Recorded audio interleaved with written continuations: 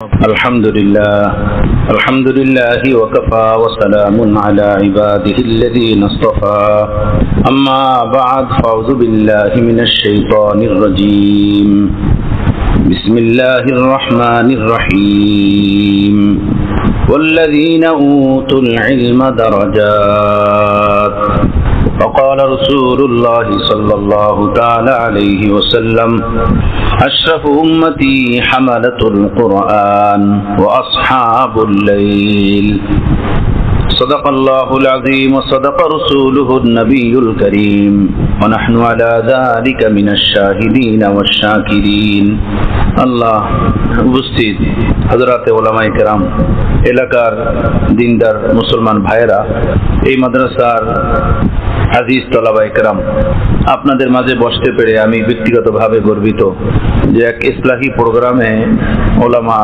তলাবা, নামাজি মুসলমান ভাই তাদের সাথে আমি বসতে পারলাম। জীবন বড় দামি যদি এটাকে দামি বানানো হয়, বড় মূল্যবান যদি এর কদর বোঝা যায়। দুনিয়া হলো আখিরাত কামানের জায়গা, আখিরাত বানানোর জায়গা। একজনের কাছে ক্ষেত আছে, সে চাইলে তার ভিতরে ধান লাগাইতে পারে, বাদাম লাগাইতে পারে, সরিষা লাগাইতে পারে, যা কিছু লাগাবে, মেহনত করবে, মৌসুম শেষে একটা ফল সে পাবে। হাত পাও গুটাইয়া যদি বসে থাকে আর মৌসুম শেষে কিছু পাওয়ার অপেক্ষা করে, সম্ভব কিছু আসবে না। আমাদের এই দেহটা, বডিটা আখিরাতের জান্নাতের বাগানের সম্বল কামানের জায়গা। জান্নাতে নাজ নিয়ামত, আল্লাহর কুরব, আল্লাহর মহব্বত, শান্তি, আল্লাহর নৈকট্য, তার ততটুকু নসিব হবে যতটুকু এখানে আমার আপনার মেহনত হবে।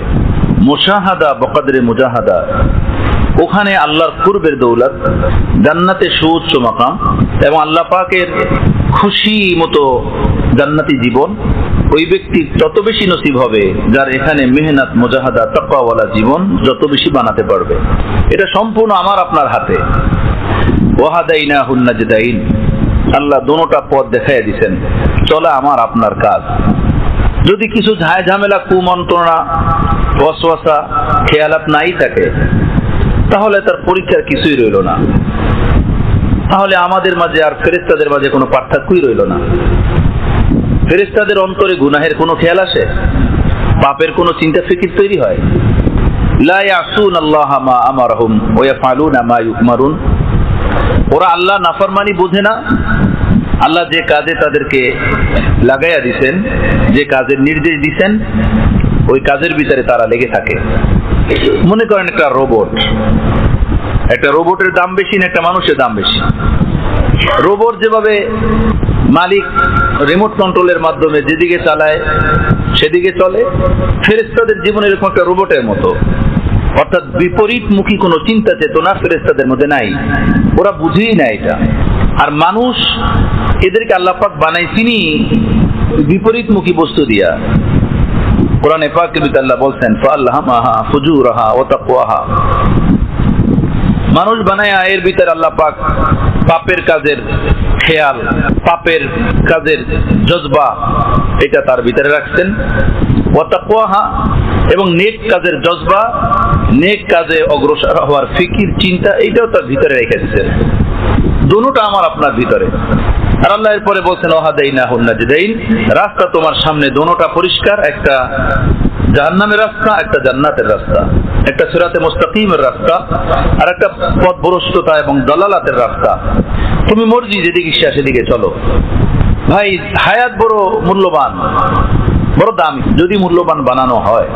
হযরত আব্দুল্লাহ ইবনে মুবারক রাহমাতুল্লাহ আলাইহির জমানায় এক ব্যক্তি ছিলেন, কামাল, লোহার কাজ করত, দাও বানায়, কাঁচি বানায়, বডি বানায়, এই কামারের কাজ করত।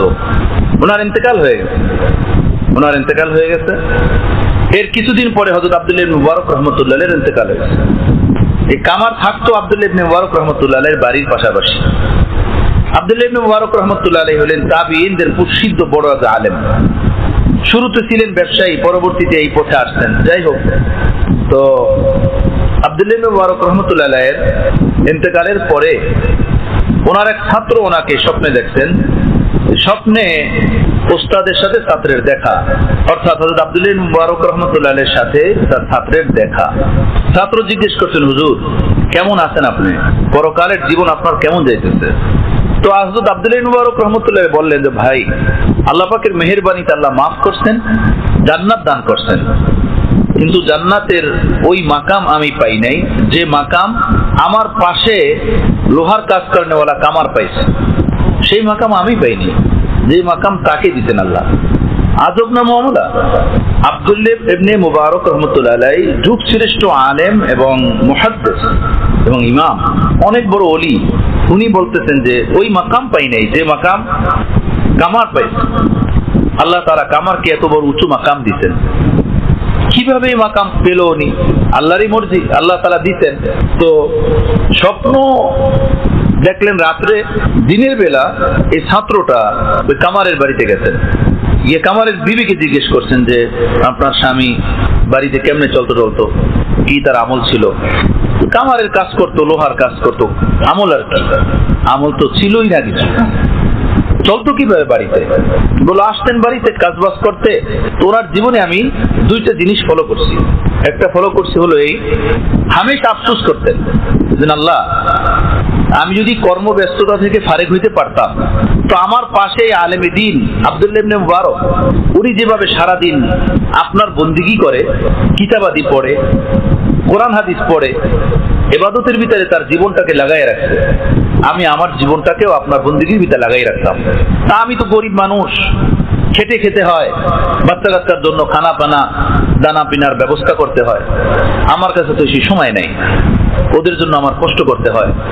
আমি যদি সময় পেতাম, ফারেক হইতে পারতাম, তাহলে আমি আব্দুল্লাহ মুবারকের মতো নিজের জীবনকে বন্দিগির ভিতরে ডুবাই দিতাম। এই কথাটা আমাকে বলতো মাঝে মাঝে, আর আক্ষেপ করতো। বিবিকে তলেব ইলম জিজ্ঞেস করছেন, আপনি আব্দুল্লাহ ইবনে মুবারক রাহমাতুল্লাহ আলাইহির কথা যে ওনার কাছে শুনছেন, উনি আক্ষেপগুলো কেন করতো, কি কারণে? বলে একটা হলো দিনের বেলা এভাবে হাদিস পড়াইতেন, বাহ্যিকভাবে দ্বীনি কাজগুলো করতেন। রাতের বেলা আমরা দেখতাম উনি ওনার বাড়ির ছাদে দাঁড়াইয়া সারা রাত্র নামাজ পড়তেন। এভাবে দাঁড়াইয়ে থাকতেন যেভাবে একটা গাছ দাঁড়াইয়া। কেরাত শুরু করছেন তো শুরু করছেন, লম্বা লম্বা কেরাত দিয়ে ধীরস্থির ভাবে নামাজ পড়তেন, লম্বা লম্বা রুকু দিয়ে, লম্বা লম্বা সেজদা দিয়ে নামাজ পড়তেন। এগুলো আমার স্বামী দেখতেন আর তার দিলের ভিতরে জ্বলন তৈরি হইত। আমি রাত জাগবো কিভাবে, সারাদিন গিয়ে তো কাজ করতে হবে আমার। তো এই একটা আক্ষেপ ছিল দিলে। আর একটা কাজ ছিল এর ভিতরে, এই কাজ করতে থাকতো দোকানে, যখনই আজানের আওয়াজ শুনতো তো এই যে লোহা দিয়ে পিটাপিটি করতো, যে লোহাটা এভাবে উঠেছে আর মসজিদ থেকে আজানের আওয়াজ আসছে আল্লাহু আকবার, ওই লোহাটা নিচে ফেলায় নেয়, যেখানে উঠেছে ওখান থেকে পিছনে ফেলাই দিচ্ছে। আজান হয়ে গেছে, আর কোনো বাড়ি না, আর হাতুরের বাড়ি আর চলবে না এখন নামাজে, ওইভাবেই হাতুরটা ফেলাইয়া রেখা নামাজে চলে দিত। তো ওই তলেব ইলম এই কথা আর ওলামা মাশায়েখদেরকে বললেন, বুজুর্গানে দ্বীনদেরকে বললেন যে এই ব্যাপার আমি স্বপ্নে দেখলাম, আর ওনার বাড়িতে গিয়ে ওনার আমল জানলাম এই। তো বুজুর্গানে দ্বীনরা বললেন আল্লাহ তো আল্লাহ বড় কারীম, হয়তো ওনার ওই দিলের আক্ষেপ ও ব্যথা যে আমি যদি ফারেক হইতে পারতাম, আমি আব্দুল্লাহ ইবনে মুবারকের মতো ইবাদত করতাম, বন্দিগির ভিতরে নিজেকে ডুবাইয়া দিতাম, জিন্দেগিকে বন্দিগি বানাইয়া দিতাম। এই যে আফসোস, ব্যথা, এটা ভিতরে ছিল। সাথে সাথে আল্লাহ পাকের ফরজ হুকুম, নামাজ, রোজা, হালাল খাওয়া, এটার ভিতরে লেগে ছিলেন উনি। নামাজ পড়তেন গরিব মানুষ, হালাল কামাইয়ের জন্য, বাচ্চা কাচ্চাকে খানা পিনা দেওয়ার জন্য সারাদিন নিজের দোকানে কাজ করতেন। হয়তো আল্লাহ তাআলা তাকে এই দুই আমলের বরকতেই আব্দুল্লাহ ইবনে মুবারকের থেকে বড় মাকাম দান করছেন, বড় উঁচু মাকাম দান করছেন। আমার ভাই খাজা আজুল হাসান মাজদুব রহমতুল্লাহ আলাইহি বলছেন, তু বরায়ে বন্দিগি হে ইয়াদ রাখ, তু বরায়ে বন্দিগি হে ইয়াদ রাখ, নে বরায়ে শর্মিন্দগি হে ইয়াদ রাখ, এক দিন মরনা হে আখির মৌত হে, কর লে জো করনা হে আখির মৌত হে। তোমাকে আল্লাহ সৃষ্টি করতেন তার বন্দিগির জন্য, তার গোলামির জন্য। বন্দিগিওয়ালা জিন্দিগি বানাও, যদি বন্দিগিওয়ালা জিন্দিগি না বানাইতে পারো তো একদিন শর্মিন্দগি দেখবা, একদিন অপমান হইতে হবে, লজ্জিত হইতে হবে।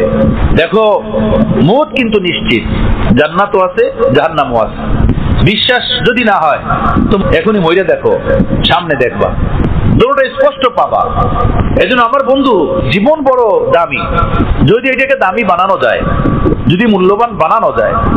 আগের জমানার বাদশারা তো বড় নেক হইতেন, সলে হইতেন, পরেজগার হইতেন, দুনিয়াদার হইলেও তাদের মেজা চিন্তা চেতনা দিনমুখী হইতো, তাদের দিনই ফিকির থাকতো, জজবাত থাকতো। এই রকমের বাদশাদের মধ্য থেকে একজন ছিলেন হারুনুর রশিদ। আপনারা অনেকবার শুনছেন। ওনার বিবি ছিলেন বিবি জুবায়দা, বড়ই দানশীলা ছিলেন। মক্কা থেকে নিয়ে মিনা মুজদালিফা পর্যন্ত পাহাড়ের পাদদেশ কেটে কেটে হাজিদের জন্য জমজম পানির লাইন করছেন। সেই জমানাতে লক্ষ কোটি দিরহাম উনি খরচ করছেন। যে ইঞ্জিনিয়ার ছিলেন, ইঞ্জিনিয়ার কাজ শেষে ওনার কাছে হিসাব নিয়ে গেছেন, হিসাব পেশ করছেন যে এই আয় এই ব্যয় হয়েছে এর ভিতরে। দেখেন জুবাইদা ওই হিসাবটা পর্যন্ত দেখেন নাই। ওই হিসাবের কাগজ নিয়ে উনি দরিয়ার পারে গিয়ে দরিয়ার ভিতরে কাগজ ফিকে ফেলাইছেন আর বলছেন তারাক্তুল হিসাব লিয়াউমিল হিসাব। আখিরাতের হিসাবের আশায় দুনিয়ার হিসাব ছেড়ে দিলাম, এই আশায় এই হিসাবই দেখলাম না যে কিয়ামতের দিন আল্লাহ যেন জুবাইদাকে মাফ করে দেন। এখানে কয় টাকা খরচ করলাম, কয় টাকা ব্যয় করলাম, এইটা দেখলামই না, এটা জানলামই না, এটা জানারই আর দরকার আমি মনে করলাম না। এই আশায় আল্লাহ যেন আমাকে কিয়ামতের দিন আমাকেও মাফ করে দেন, আমার থেকেও কোনো হিসাব না নেন। তো জুবাইদা বিবি এও ছিলেন বড় পরহেজগার নারী। বাদশা হারুনুর রশিদের বালাখানার ভিতরে 300 হাফেজা মেয়ে থাকতো। 24 ঘন্টা তারা কোরআনে পাকের তেলাওয়াত করতো, শিফট বাই শিফট। কোরআনে পাকের হাফেজা ছিল বালাখানার ভিতরে 300। 24 ঘন্টা যেন ঘরের ভিতরে কোরআনে পাকের তেলাওয়াত হয়, এভাবে 300 হাফেজাদের এক শিফট তৈরি করে রাখতেন বিবি জুবাইদা। কেমন মানুষ ছিলেন! আল্লাহ আল্লাহ, রাজা ছিলেন, খলিফা ছিলেন, কিন্তু দিনমুখী জীবন ছিল কেমন! সুবহানাল্লাহ। ওনার জমানায় এক বুজুর্গ ছিলেন মাসজুব টাইপের। মাসজুব বলা হয় যে আহকামে শরীয়তের উপরে একদম অবিচল, অটল, কিন্তু দুনিয়া বুঝে না, দুনিয়ার সাথে দিল লাগে না, দুনিয়ার কাজবাজ এর সাথে অন্তর লাগে না, ওদিকে বেশি যায় না। অনেক মানুষ এরকম পাওয়া যায় সমাজে, দেখবেন ভালো মানুষ, সুস্থ মানুষ, পাগল না, কিন্তু দুনিয়াবি কাজবাজে মন লাগে না, যায় না। মানুষ নানান রকমের মন্তব্য করে, এইটা ওইটা ওইটা বলদ অথবা অলস, নানান রকমের মন্তব্য করে। ভাই দুনিয়াতে আল্লাহ পাক বানাইছিনি এরকমের, তাকে কিছু মানুষ হয় এরকমের। তো হযরত বেহলুল রহমাতুল্লাহ আলাইহি ওনার নাম, ছিলেন মাসজুব টাইপের। মাসজুব মানে কোনো পাগল না, মানে দুনিয়ার ক্ষেত্রে বেমুখতা, আখিরাতের ক্ষেত্রে পূর্ণাঙ্গ সজাগ দৃষ্টি। তো বাদশা হারুনুর রশিদ রহমাতুল্লাহ আলাইহি ওনাকে চিনতেন এবং অনেক আদর করতেন, কদর করতেন। কোন একবার রাস্তা দিয়ে বাদশা হারুনুর রশিদ যাইতেছিলেন, তো বেহলুলের সাথে দেখা হলে বাদশা হারুন রশিদ রহমতুল্লাহ আলাইহি বেহলুলকে বললেন, বেহলুল, আমি এতবার তোমার সামনে অফার করলাম, আমার কাছে কিছু চাও আমি তোমাকে দেই, কোনো জায়গা, কোনো বাড়ি, কোনো বাংলা বানাইয়া দেই, কিন্তু আজ পর্যন্ত আমার কাছে একটাবারের জন্য তুমি কোনো আবদার করলো না। দিতে চাইলাম তাও তুমি নিলা না। তুমি একটা বেওকুফ মানুষ, একটা বলদ মানুষ। মানুষ তো চাইয়া পায় না, আর আমি তোমাকে দিতে চাই, তুমি নেও না। তুমি একটা বলদ, বেওকুফ। এই কথা বলে হাতে একটা লাঠি ছিল, খোঁচা দিয়েছে পিঠের ভিতরে, পেটের ভিতরে খোঁচা দিয়া একটু তিরস্কার স্বরূপ আচরণ করে বলল, নাও এই লাঠিটা রাখো। খুশি তো নিলে না, লাঠিটা রাখো। যদি তুমি তোমার থেকে বড় কোনো বলদ বেওকুফ পাও, তো লাঠি তারে দিয়ে দিও, না হয় তো তোমার কাছেই রাখো। বেহলুল রহমতুল্লাহ আলাইহি উনি আর কিছুই বলেন না, লাঠি নিজের কাছে রেখে দিতেন। অনেকদিন পরে লোক মুখে শুনতে পারলেন যে বাদশা হারুনুর রশিদের ইন্তেকালের মুহূর্ত একদম নিকটে। লোক মুখে চর্চা হয়ে গেছে, বাদশা মুমূর্ষ অবস্থায় আছেন, মারা যাবেন। বেহলুল রহমতুল্লাহ জলদি ছুটছেন তার দরবারে, ওই লাঠিটা হাতে নিয়ে। আর দরবারে বাদশা আগে বলে রাখছিলেন যে বেহলুলকে কখনো আটকাবা না, এ যখনই আসতে চায় ডাইরেক্ট আমার কাছে আসতে দিবা। বুজুর্গ মানুষ ছিলেন তো, চিনতেন বাদশা হারুনুর রশিদ তাকে। তো ডাইরেক্ট গিয়ে বাদশার কাছে বসছেন। বাদশার পাশে বৈশা জিজ্ঞেস করলেন যে কোথায় রওনা হইলেন, কোথায় যাইতেছেন, কি অবস্থা?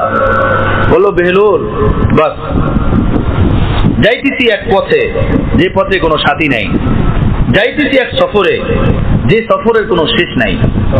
তো বেহলুল রহমতের বাচ্চা এমন এক পথে চলছেন যে পথের কোনো সাথী নাই, এমন এক সফরে যাইতেছেন যে সফরে কোনো শেষ নাই। তো এর জন্য প্রস্তুতি কি নিতেন, তৈয়ারি কি নিতেন? তো হারুনুর রশিদ বলল, এর জন্য আর কি তৈয়ারি নিব, কোনো তৈয়ারি নিতে পারি নাই, প্রস্তুতি নিতে পারি নাই। তো বেহলুল বলেন, আমি তো দুনিয়াতে দেখছি বারবার আপনাকে, এক এলাকা থেকে আরেক এলাকায় গেলে অনেক বড় আপনার সাথে প্রোটোকল থাকতো, সৈন্য থাকতো আপনার হেফাজতের জন্য। যেখানে যাইতেন আগে সেখানে ঘর নির্মাণ করাইতেন, বাবুর্চি পাঠাইতেন, খানা তৈরি হইতো, রাস্তায় রাস্তায় হেফাজতের জন্য লোক থাকতো। একদিন দুই দিনের জন্য এক শহর থেকে আরেক শহরে গেলে অনেক বড় ব্যবস্থা হইতো, ইন্তজাম হইতো, এরপরে আপনি সফর করতেন। তো এখন যাইতেছেন এমন এক সফরে যেখানে সাথী নাই এবং যেই সফরে কোনো শেষ নাই। তো এর জন্য প্রস্তুতি কি? কোনোই প্রস্তুতি করতে পারেন নাই? চোখের পানি ছেড়ে দিয়ে বললেন না, প্রস্তুতি তো কিছুই হয় নাই। ওই লাঠিটা উঠাইছেন, লাঠিটা উঠে বললেন, দীর্ঘদিন আগে লাঠিটা আপনি আমাকে দিছিলেন এবং বলছিলেন যে বেহলুল, তোমার থেকে বড় বেওকুফ যদি পাও তো লাঠিটা তাকে দিও, অন্যথায় লাঠিটা তোমার কাছেই রাখো। আমি তো দেখতেছি এই দুনিয়াতে আপনার থেকে বড় বেওকুফ আর কেউ নাই, আপনার থেকে বড় বোকা আর কেউ ছিল না, আপনার থেকে বড় ধোকায় আর কেউ পড়ে নাই।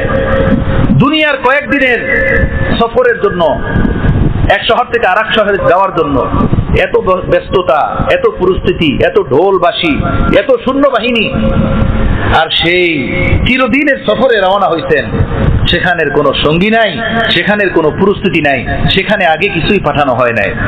আমি তো দেখছি যে আপনি বড় সবচেয়ে বেওকুফ এবং বলদ। এই নেন আপনার আমানত, আপনি বুঝে নেন, আপনার লাঠি আপনি বুঝে নেন। চোখের পানি ছাড়িয়ে দিয়ে বলল, বেহলুল, হাকিকত হলো এই, সারা জীবন আমি তোমাকে বোকা মনে করছিলাম, আসলে এখন দেখলাম এই শেষ বয়সে, শেষ মুহূর্তে, যখন আখেরাত একদম চোখের সামনে, দুনিয়া থেকে বিদায় নিয়ে যাচ্ছি, এখন এটি স্পষ্ট হলো আসলে আমি নিজেই বেওকুফ, আমরা দুনিয়াদাররাই বেওকুফ, তুমি বেওকুফ না, তুমি বলদ না, আমরাই বলদ।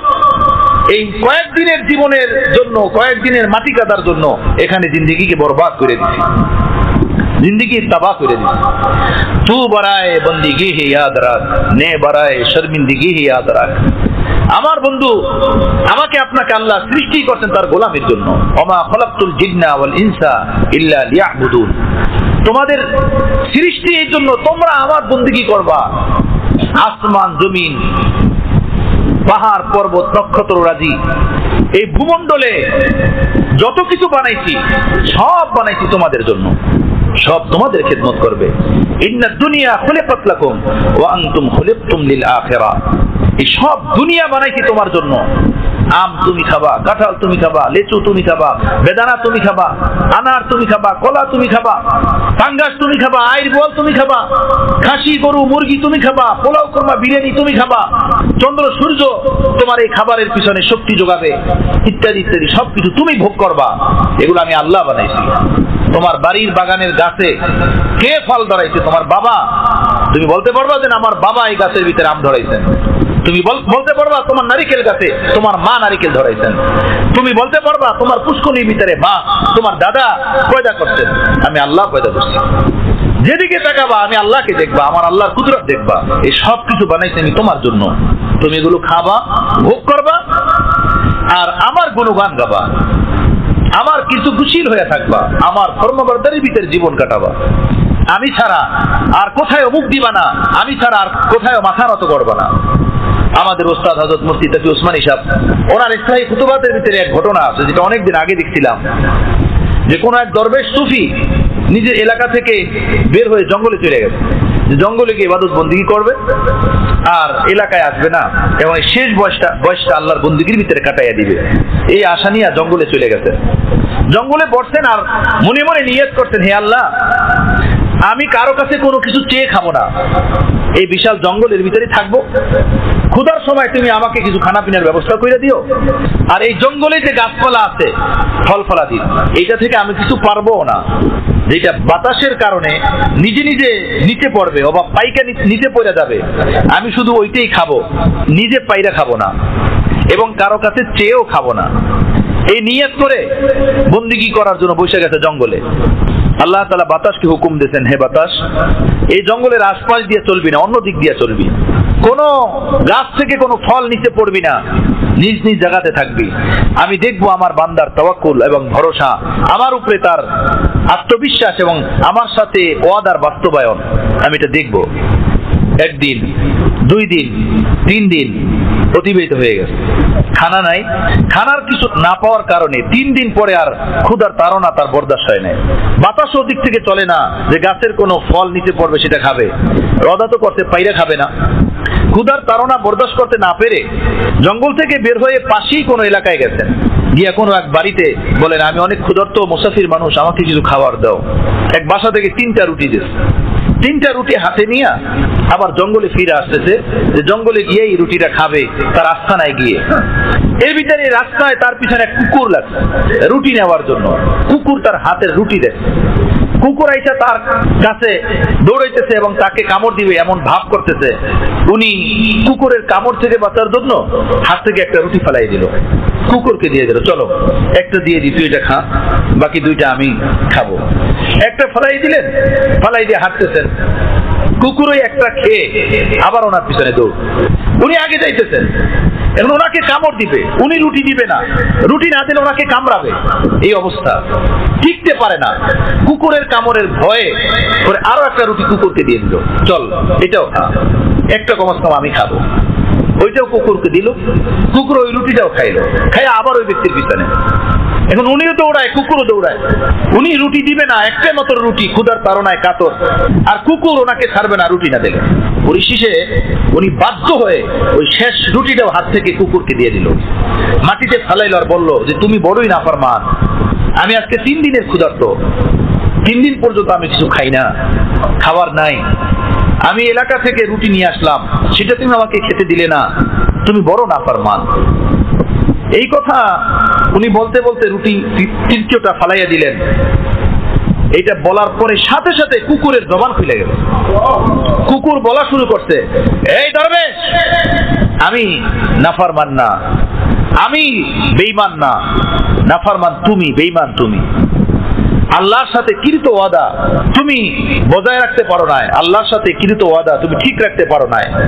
আমি আমার মনিবের দুয়ারে ফ্যান খেয়ে, কুড়া খেয়ে, হাড্ডি খেয়ে পড়ে থাকি। মালিক যদি না দেয়, মনিব যদি না দেয়, অন্য কোথাও যাই না।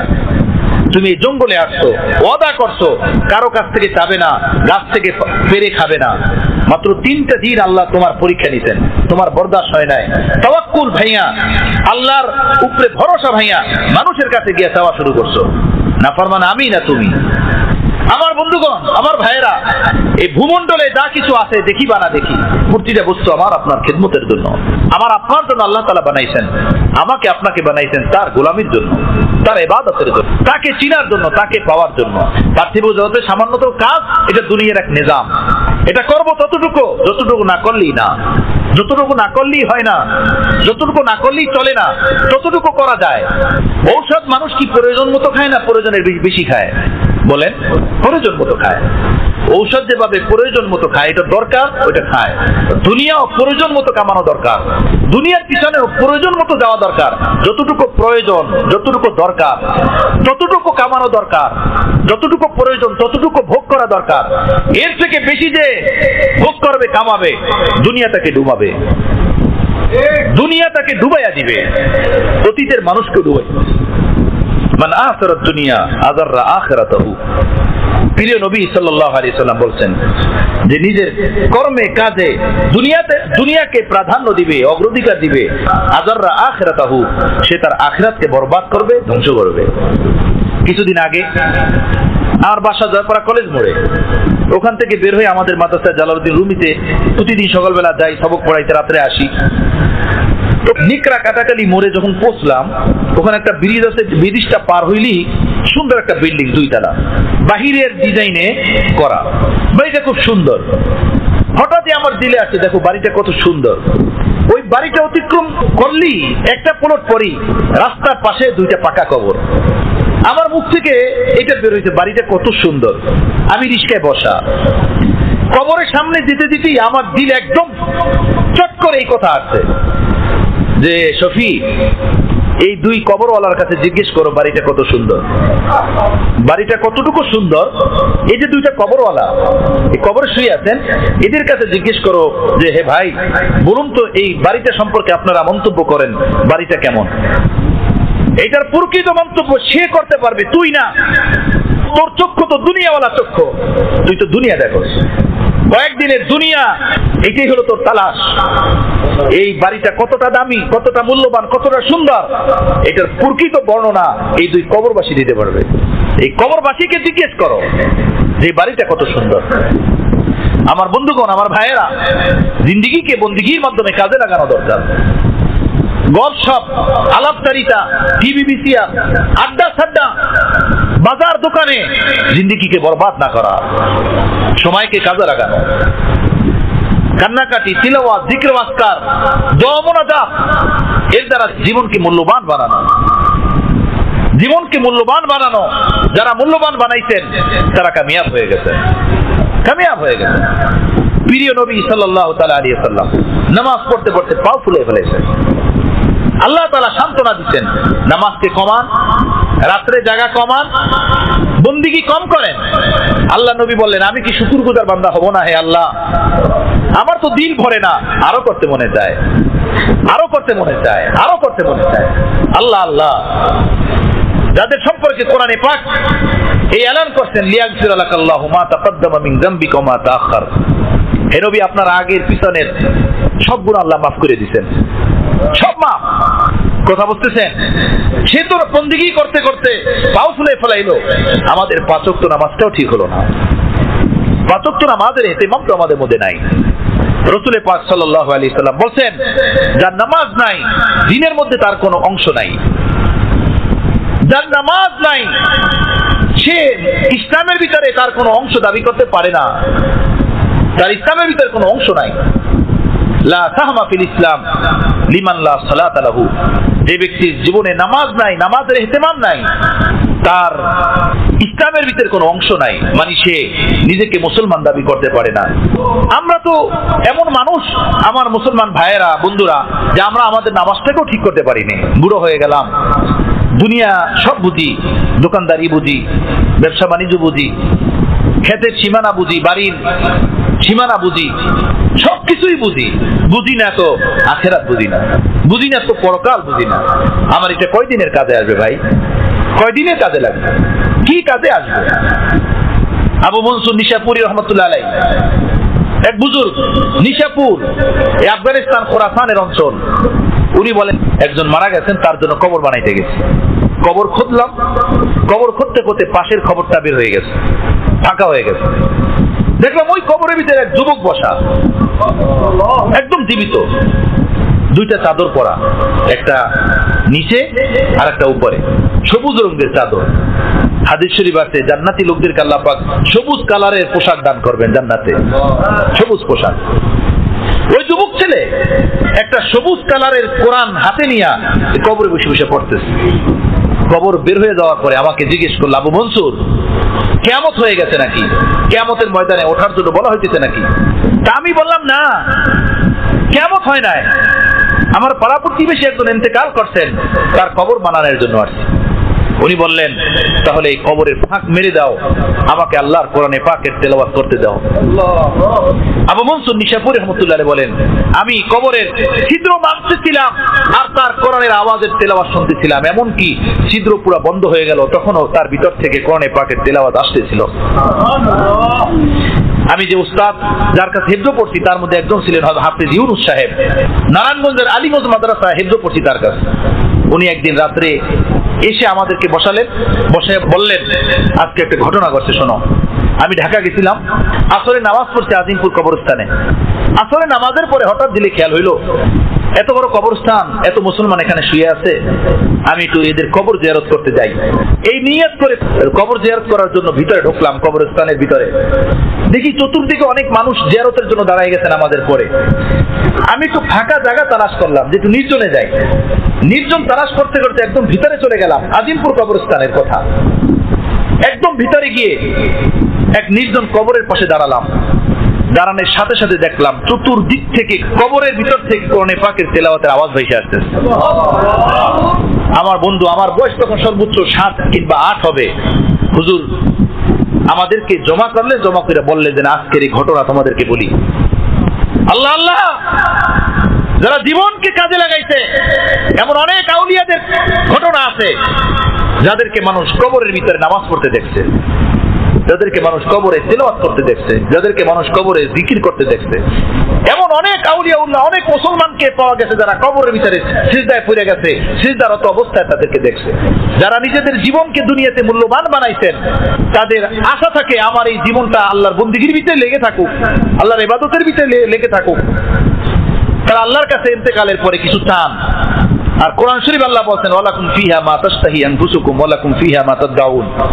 এই দুনিয়ার জগতের পরে পরকালের জগৎ যখন শুরু হবে কবর থেকে, সেখানে বান্দা তুমি যেটা চাবা আমি তোমাকে সেটা দিব। কথা বুঝতেছেন আমার বন্ধুগণ? এজন্য হযরত হাজী ইমদাদুল্লাহ মুহাজির মক্কি রাহমাতুল্লাহ আলাইহি উনি বলতেন কিয়ামতের দিন যদি আমার উপরে কোনো আল্লাহর মেহেরবানি হয়, অর্থাৎ আমার দিকে আল্লাহ তার রহমতের দৃষ্টিতে তাকান আর মাফ করে দেন, তো আমি আল্লাহকে বলবো আল্লাহ তুমি তোমার আরশের নিচে এক কোণায় একটা জায়নামাজ দাও, আমাকে তোমার কদমে নামাজ পড়ার তৌফিক দাও, আমি সিজদা দিয়ে তোমার কদমে পড়ে থাকবো। আর ফজলুর রহমান গাজী মুরাদাবাদী রাহমাতুল্লাহ বলতেন যদি আল্লাহ আমাকে জান্নাত দান করে তো আমি আমার হুর গেলমানদেরকে বলবো, হে হুরেরা দুইটা কাজ, হয় কোরআনে পাকের তেলাওয়াত শুনতে হবে আমার থেকে, আমি পড়বো তোমরা শুনবে, অথবা তোমরা পড়বে আমি শুনবো। দুই কাজ করলে আমার সাথে থাকো, না হয় এখান থেকে বিদায় নাও। কোরআনের তেলাওয়াতে এত মজা পাইছেন দুনিয়াতে। উনি বলতেন দুনিয়াতে এই কথা ওনার আহবাবদেরকে, ওনার ভক্তদেরকে, ওনার মুরিদিনদেরকে, মুসল্লিদেরকে, আল্লাহ যদি আমাকে জান্নাত দেন তো আমি আমার হুরদেরকে বলবো সময় নষ্ট করে লাভ নাই, কোরআনের তেলাওয়াত এত মধুর এত মজার, ওখানে কোরআনে পাকের তেলাওয়াত করব। হাজী সাহেব রাহমাতুল্লাহ বলতেন নামাজ এত মধুর এত মজার, জান্নাতে যদি আল্লাহ জায়গা দেন তো জান্নাতের এক কোণায় দাঁড়ায় নামাজ পড়বো। সুবহানাল্লাহ, বন্দিগিতে এমন মজা পাইছেন। আল্লাহ নবী সাল্লাল্লাহু আলাইহি সাল্লাম বলতেন নামাজ আমার চোখের শীতল, নামাজ আমার বুক ঠান্ডা করে, আমার কলিজা জুড়াইয়া দেয়। আমরা ঠান্ডা পানি খাই, কলিজা জুড়ায়। 1 মাস 2 মাস 6 মাস পরে বাসা বাড়িতে আসি, ছেলে পেলে এসে পাশে বসে, বুকে জড়াই ধরি, বুকটা জুড়াইয়া যায়, চোখ ঠান্ডা হয়ে যায়, তাই না, শীতল হয়ে যায়। মা বাবার পাশে সন্তান বসে, মা বাবার চোখ জুড়াইয়া যায়। সন্তানরা মা বাবাকে দেখেন, তাদের চোখ জুড়াইয়া যায়। স্বামী স্ত্রী মহব্বতের সাথে পাশে বসেন, তাদের দিল জুড়াইয়া যায়। নবী আলাইহিস সালাতু ওয়াস সালাম বলেন নামাজ আমার দিলকে জুড়াইয়া দেয়, নামাজ আমার চোখকে শীতল করে দেয়, আমার চোখকে ঠান্ডা করে দেয়। আল্লাহ আল্লাহ, আমরা কি জীবনে একটা সিজদা এমন দিতে পারছি? একটা ওয়াক্ত নামাজও কি জীবনের এমন হইছে? একটা দিনও জিন্দেগির কি এমন কাটছে? আল্লাহ আল্লাহ। হযরত মাওলানা ইয়াহিয়া কান্দলুবি রাহমাতুল্লাহ আলাইহি এক বুজুর্গ ছিলেন ভারতের, শেখুল হাদিস আল্লামা জাকারিয়া সাহেব রাহমাতুল্লাহ আলাইহির বাবা হযরত মাওলানা ইয়াহিয়া কান্দলুবি রাহমাতুল্লাহ আলাইহি লম্বা কিয়াম করে নামাজ পড়তেন, রুকুর ভিতরে দীর্ঘক্ষণ থাকতেন, উঠতেই চাইতেন না, সিজদায় যাইতেন, দীর্ঘক্ষণ পড়ে থাকতেন। এক ছাত্র বলছেন হুজুর এত দীর্ঘ লম্বা সিজদা দেন, রুকু দেন, এত লম্বা নামাজ পড়েন। উনি বলেন ভাই কি বলবো, মাটিতে মাথা রাখি তো মনে হয় আমাদের আল্লাহর কদমে মাথা রাখি। এই দুনিয়া থেকে হারায় যায়, মাথা মাটি থেকে উঠাইতে মনে চায় না। আহা, এক বুজুর্গ বলছেন মুঝে क्या खबर थी रुकू की, मुझे क्या खबर थी सुजूद की, तेरे नक्शे पा की तलाश थी कि मैं झुक रहा था नमाज में, मैं झुक रहा था सुजूद में। আমার এই তো তালাশ ছিল যে আল্লাহ তোমাকে চাই, তোমাকে চাই, তোমাকে চাই, সে আশাই দাঁড়াইলাম নামাজে। কি কিয়াম, কি রুকু, কি সুজুদ, আমার তো তালাশ ছিল পীর মাওলাকে। আমার বন্ধুগণ, আমার ভাইরা, তো জিন্দেগিকে বন্দিগি বানানো, জিন্দেগিকে আল্লাহর বন্দিগির ভিতরে ডুবাইয়া দেওয়া। হযরত ইমাম আবু হানিফা রাহমাতুল্লাহ আলাইহির এক ছাত্র শাগরেদ ইমাম আবু ইউসুফ তার নাম। ইমাম আবু ইউসুফ তার লকব, আসল নাম হলো ইয়াকুব।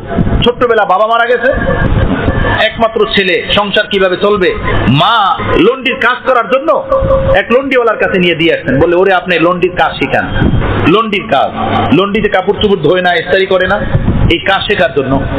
ঠিক আছে, তো যেখানে লন্ডির কাজ শিখতে যাইতো রাস্তায় ছিল ইমাম আজম আবু হানিফা রাহমাতুল্লাহ আলাইহির ফিকর দরজা, রাস্তার পাশে। এভাবে লন্ডির কাজ শিখতে সকালবেলা মা ঘর থেকে বের করে দিতেন, আর এ যেত, যেতে যেতে একদিন দেখলেন যে এখানে অনেক বুজুর্গ মানুষ, ওলামা মাশায়েখ বসা, কি করে এরা দেখি। গেটের সামনে দাঁড়ায়া তাদের দিকে তাকায় রয়েছে, তাকাইয়া তাদের কথাবার্তা শুনতেছে। কথাবার্তা শোনাতে খুব ভালো লাগলো। গেটের বাহির থেকে ভিতরে এসে বসলেন, বসে সারাদিন আলাপ শুনছেন, তাদের কথাবার্তা শুনছেন। ইমাম আজম আবু হানিফা রাহমাতুল্লাহ তাকে দেখেই বুঝছেন যে ছেলেটা বড় জাহিল, বড় ফাতিন, বড় বুদ্ধিমান, বড় জাকি। কাছে ডাকলেন, বাড়ি কোথায়? অমুক জায়গায়। কি করো? লন্ডির কাজ শিখি। কেন? বাবা নাই, এতিম, সংসার কিভাবে চলবে সেজন্য মা আমাকে লন্ডির কাজ শেখার জন্য দিছেন। আচ্ছা, ইমাম আজম আবু হানিফা বলেন বেটা তুমি আমার কাছে থাকো, আমি তোমাকে একটা কাজ শিখাবো, আমি তোমাকে একটা কাজ শিখাবো, এবং সেই কাজের দ্বারা তুমি ইজ্জতের সাথে খাবে, দুনিয়া আখেরাতে তুমি ইজ্জত পাবে, আমি তোমাকে একটা কাজ শিখাবো। ঠিক আছে, ধরতে বসে গেছে। ছেলে চালাক, বুদ্ধিমান, সারাদিন এখানে ইমাম আজম আবু হানিফা রাহমাতুল্লাহ মজলিসে থেকে সন্ধ্যাবেলা বাড়িতে যান, মার কাছে আর বলেন না যে আমি লন্ডির দোকানে যাই না। সকালবেলা বের হইয়া লন্ডির দোকানের কথা বইলা ইমাম আজম আবু হানিফা রাহমাতুল্লাহ মজলিসে বসা, সারাদিন ওখানে ফিকহ শেখেন, হাদিস শেখেন, কথা শোনেন। অনেকদিন পরে মা ভাবলেন এতদিন যাবত লন্ডির দোকানে যায়, কাজ তো একটা মোটামুটি শিখা হয়েছে। উনি আসছেন লন্ডির দোকানে, যে কাজ কতটুকু শিখলো, ওরে কোনো বেতন ভাতা কিছু দেওয়া যায় কিনা সেই কথা বলার জন্য। কথা বুঝতেছেন? মা গেছেন লন্ডির দোকানে, গিয়া বলেন আমার ছেলেটা তো অনেকদিন যাবত আপনার কাছে আসে, কি শিখলো, কতটুকু কি হলো, ওরে কি কোনো বেতন ভাতা কিছু দেওয়া যায় কিনা? লন্ডিওয়ালা বলল কিসের বেতন ভাতা, কিসের কি, আপনার ছেলে কোথায় আসে, কোথায় যায়? কেন আমার ছেলে আপনার এখানে কাজ করতে আসে না? বলো না, শুরুতে কয়েকদিন আসছিল, এরপরে তো আর আসে না কেন? বলো কি বলেন আপনি? ও তো প্রতিদিন ঘর থেকে বের হয়, আমি ঘর থেকে বের করে দিয়ে যায় কোথায় আমি তো জানি না, আমার এখানে আসে না।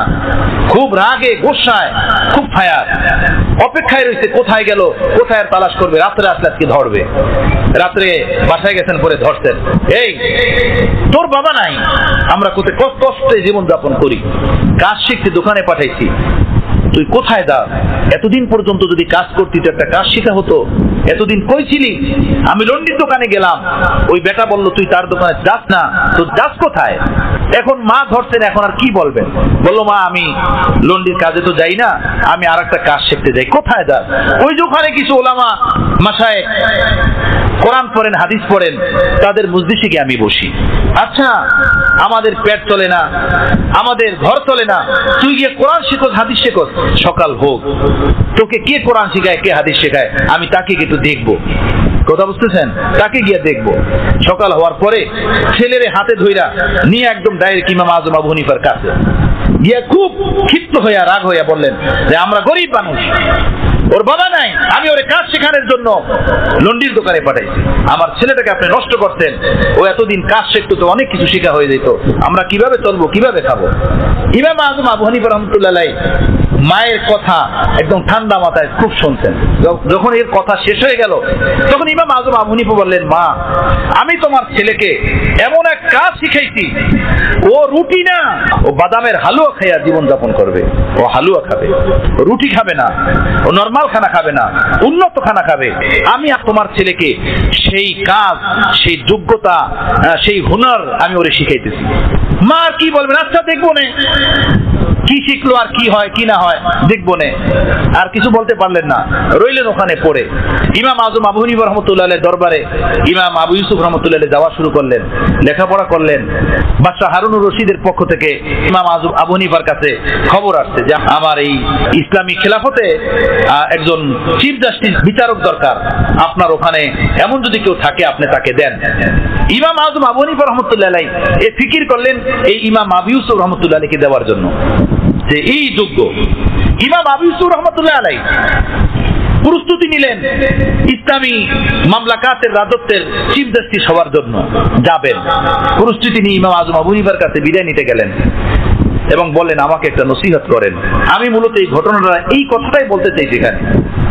ইমাম আজম আবু হানিফা রাহমাতুল্লাহ আলাইহি তাকে বললেন, বেটা জিন্দেগি বন্দিগির জন্য, জীবন আল্লাহকে ডাকার জন্য, আল্লাহর ইয়াদের জন্য, আল্লাহর গোলামির জন্য, আল্লাহকে চিনার জন্য। যে জীবনে বন্দিগি নাই সেটা জীবন না, সেই জীবন জীবন না।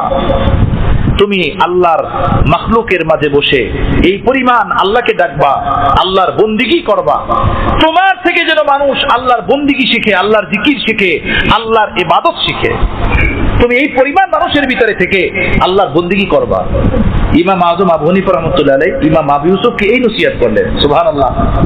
দেখেন এই ইমাম আবু ইউসুফ এত বড় আরব বিশ্ব, যে আরব বিশ্বের ইসলামী রাজত্বের উনি চিফ জাস্টিস, প্রধান বিচারপতি, প্রতিদিন 200 রাকাত নফল নামাজ পড়তেন।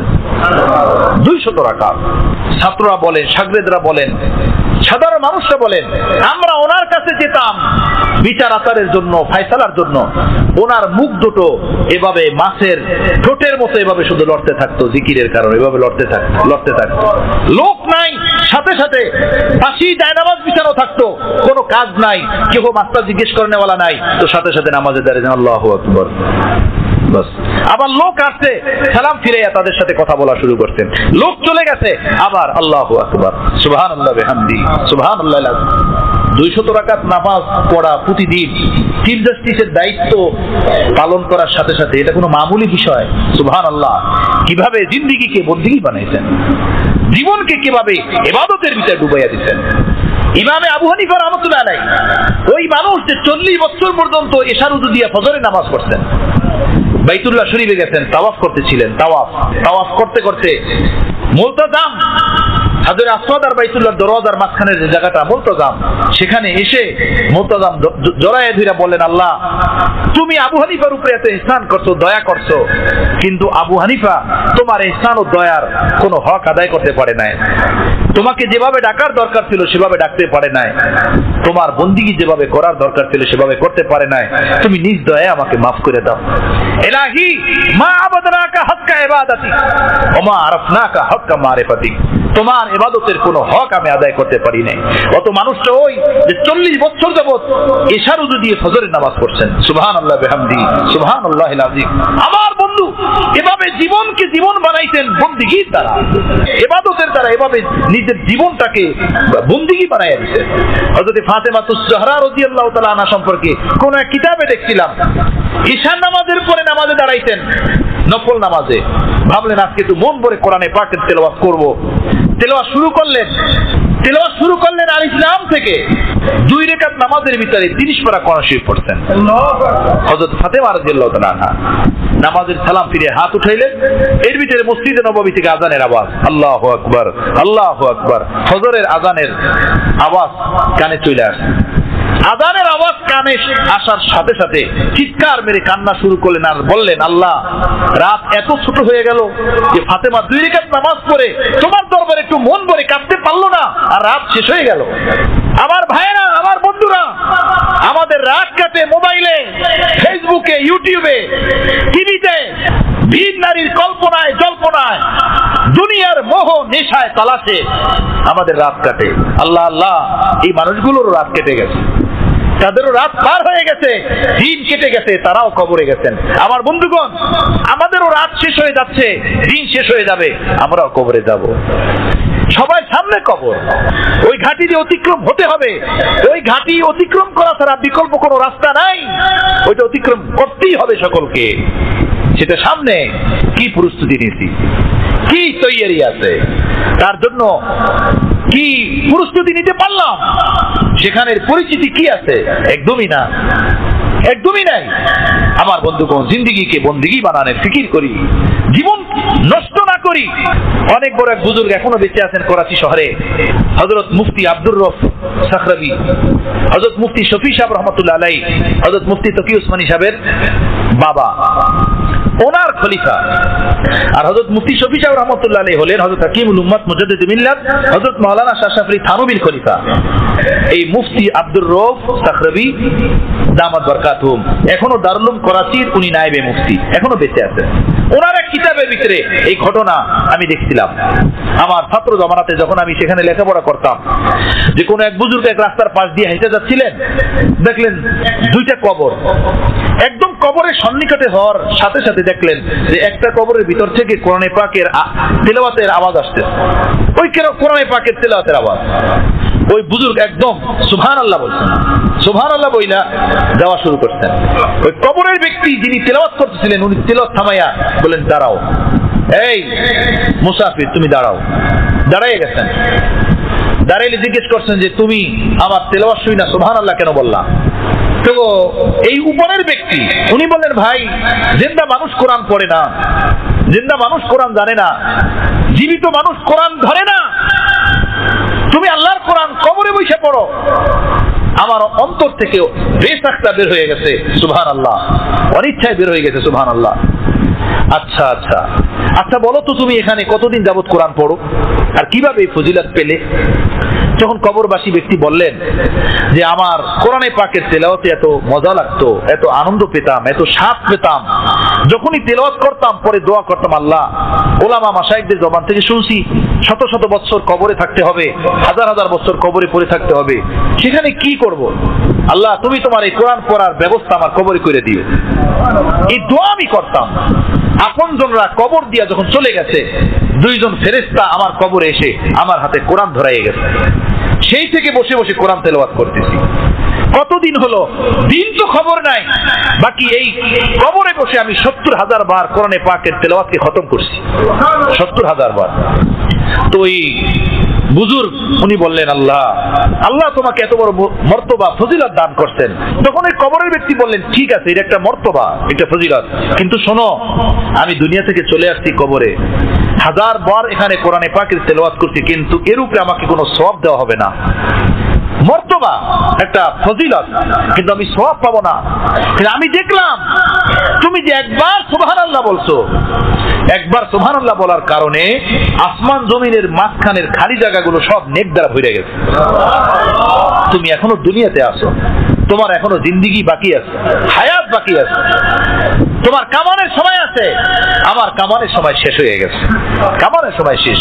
এখন এখানে যত কিছুই করা হোক, কেউ নামাজ পড়বে, কেউ তেলাওয়াত করবে, কেউ জিকির করবে, এর উপরে তার কোনো সওয়াব হবে না, সওয়াব পাবে না। সব কামানের জায়গা এই দুনিয়া, এই দুনিয়া। এজন্য আমার বন্ধু কোরআনে পাকের এই বাণী, ওমা খলাকতুল জিন্না ওয়াল ইনসা ইল্লা লিয়াবুদুন, আমি মানুষকে শুধু আমার বন্দেগীর জন্য বানাইছি, তাকে সে আমার বন্দেগী করবে, আমার ইবাদত করবে। এখন বন্দেগী শুধু নামাজ না, নামাজ তো 5 ওয়াক্ত পড়া হয়। বন্দেগী শুধু হজ আর উমরা না, ওইটা তো কখনো কখনো বাইতুল্লাহ গিয়ে করা হয়।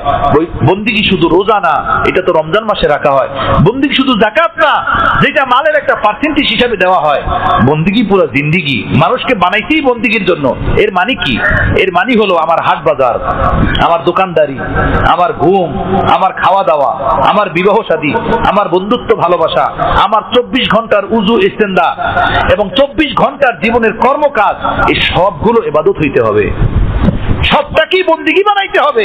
আর সেইটার তরিকা হলো প্রিয় রাসূল সাল্লাল্লাহু আলাইহি সাল্লামের তরিকা মতো জীবনযাপন করা, প্রিয় রাসূল সাল্লাল্লাহু আলাইহি সাল্লামের তরিকা মতো চলা, তাহলে পুরোটা জীবন বন্দেগী হয়ে যাবে।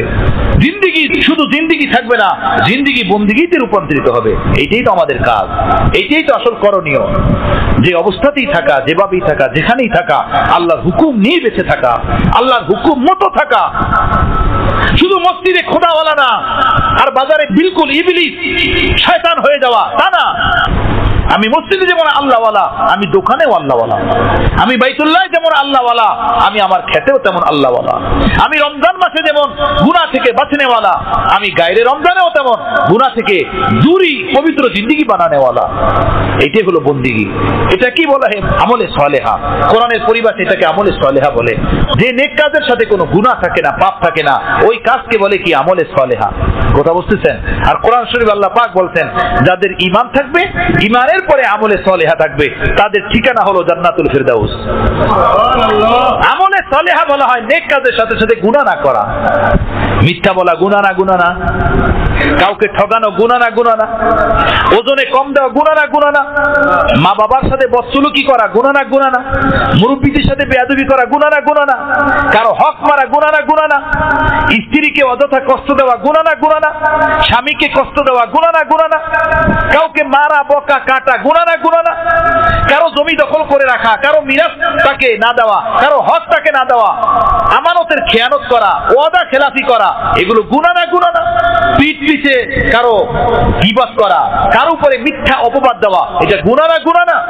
জিনা করা, নেশা করা, টিভি দেখা, ভিন নারীকে দেখা, গান শোনা, এগুলো গুনাহ না? গুনাহ না। কথা বুঝতেছেন? এই নামাজের সাথে, এই রোজার সাথে, এই মসজিদ মাদ্রাসার সাথে যদি এই গুনার ঠেকগুলো তরক করে দিতে পারি, তো আমাদের জিন্দেগি বন্দেগী হয়ে যাবে, আমাদের জিন্দেগি ইবাদত হয়ে যাবে। এমন ইবাদত যে ইবাদত সম্পর্কে আল্লাহ নবী বলছেন, ইয়া আবা হুরায়রা ইত্তাকিল মাহারিমা তাকুন আবাদান নাস। হে আবু হুরায়রা, আল্লাহ নিষিদ্ধ বস্তুগুলো ছেড়ে দাও, তাহলে তুমি সবচেয়ে বড় ইবাদতগুজার বান্দা হয়ে যাবে, সবচেয়ে বড় আবেদ হবে, সবচেয়ে বড় ইবাদতকারী হিসেবে গণনা হবে যদি আল্লাহ নিষিদ্ধ বস্তুগুলো ছাড়তে পারো, আল্লাহ নিষিদ্ধ বস্তু থেকে নিজের জিন্দেগিকে পাক করতে পারো, বাঁচাইতে পারো, দূরে রাখতে পারো।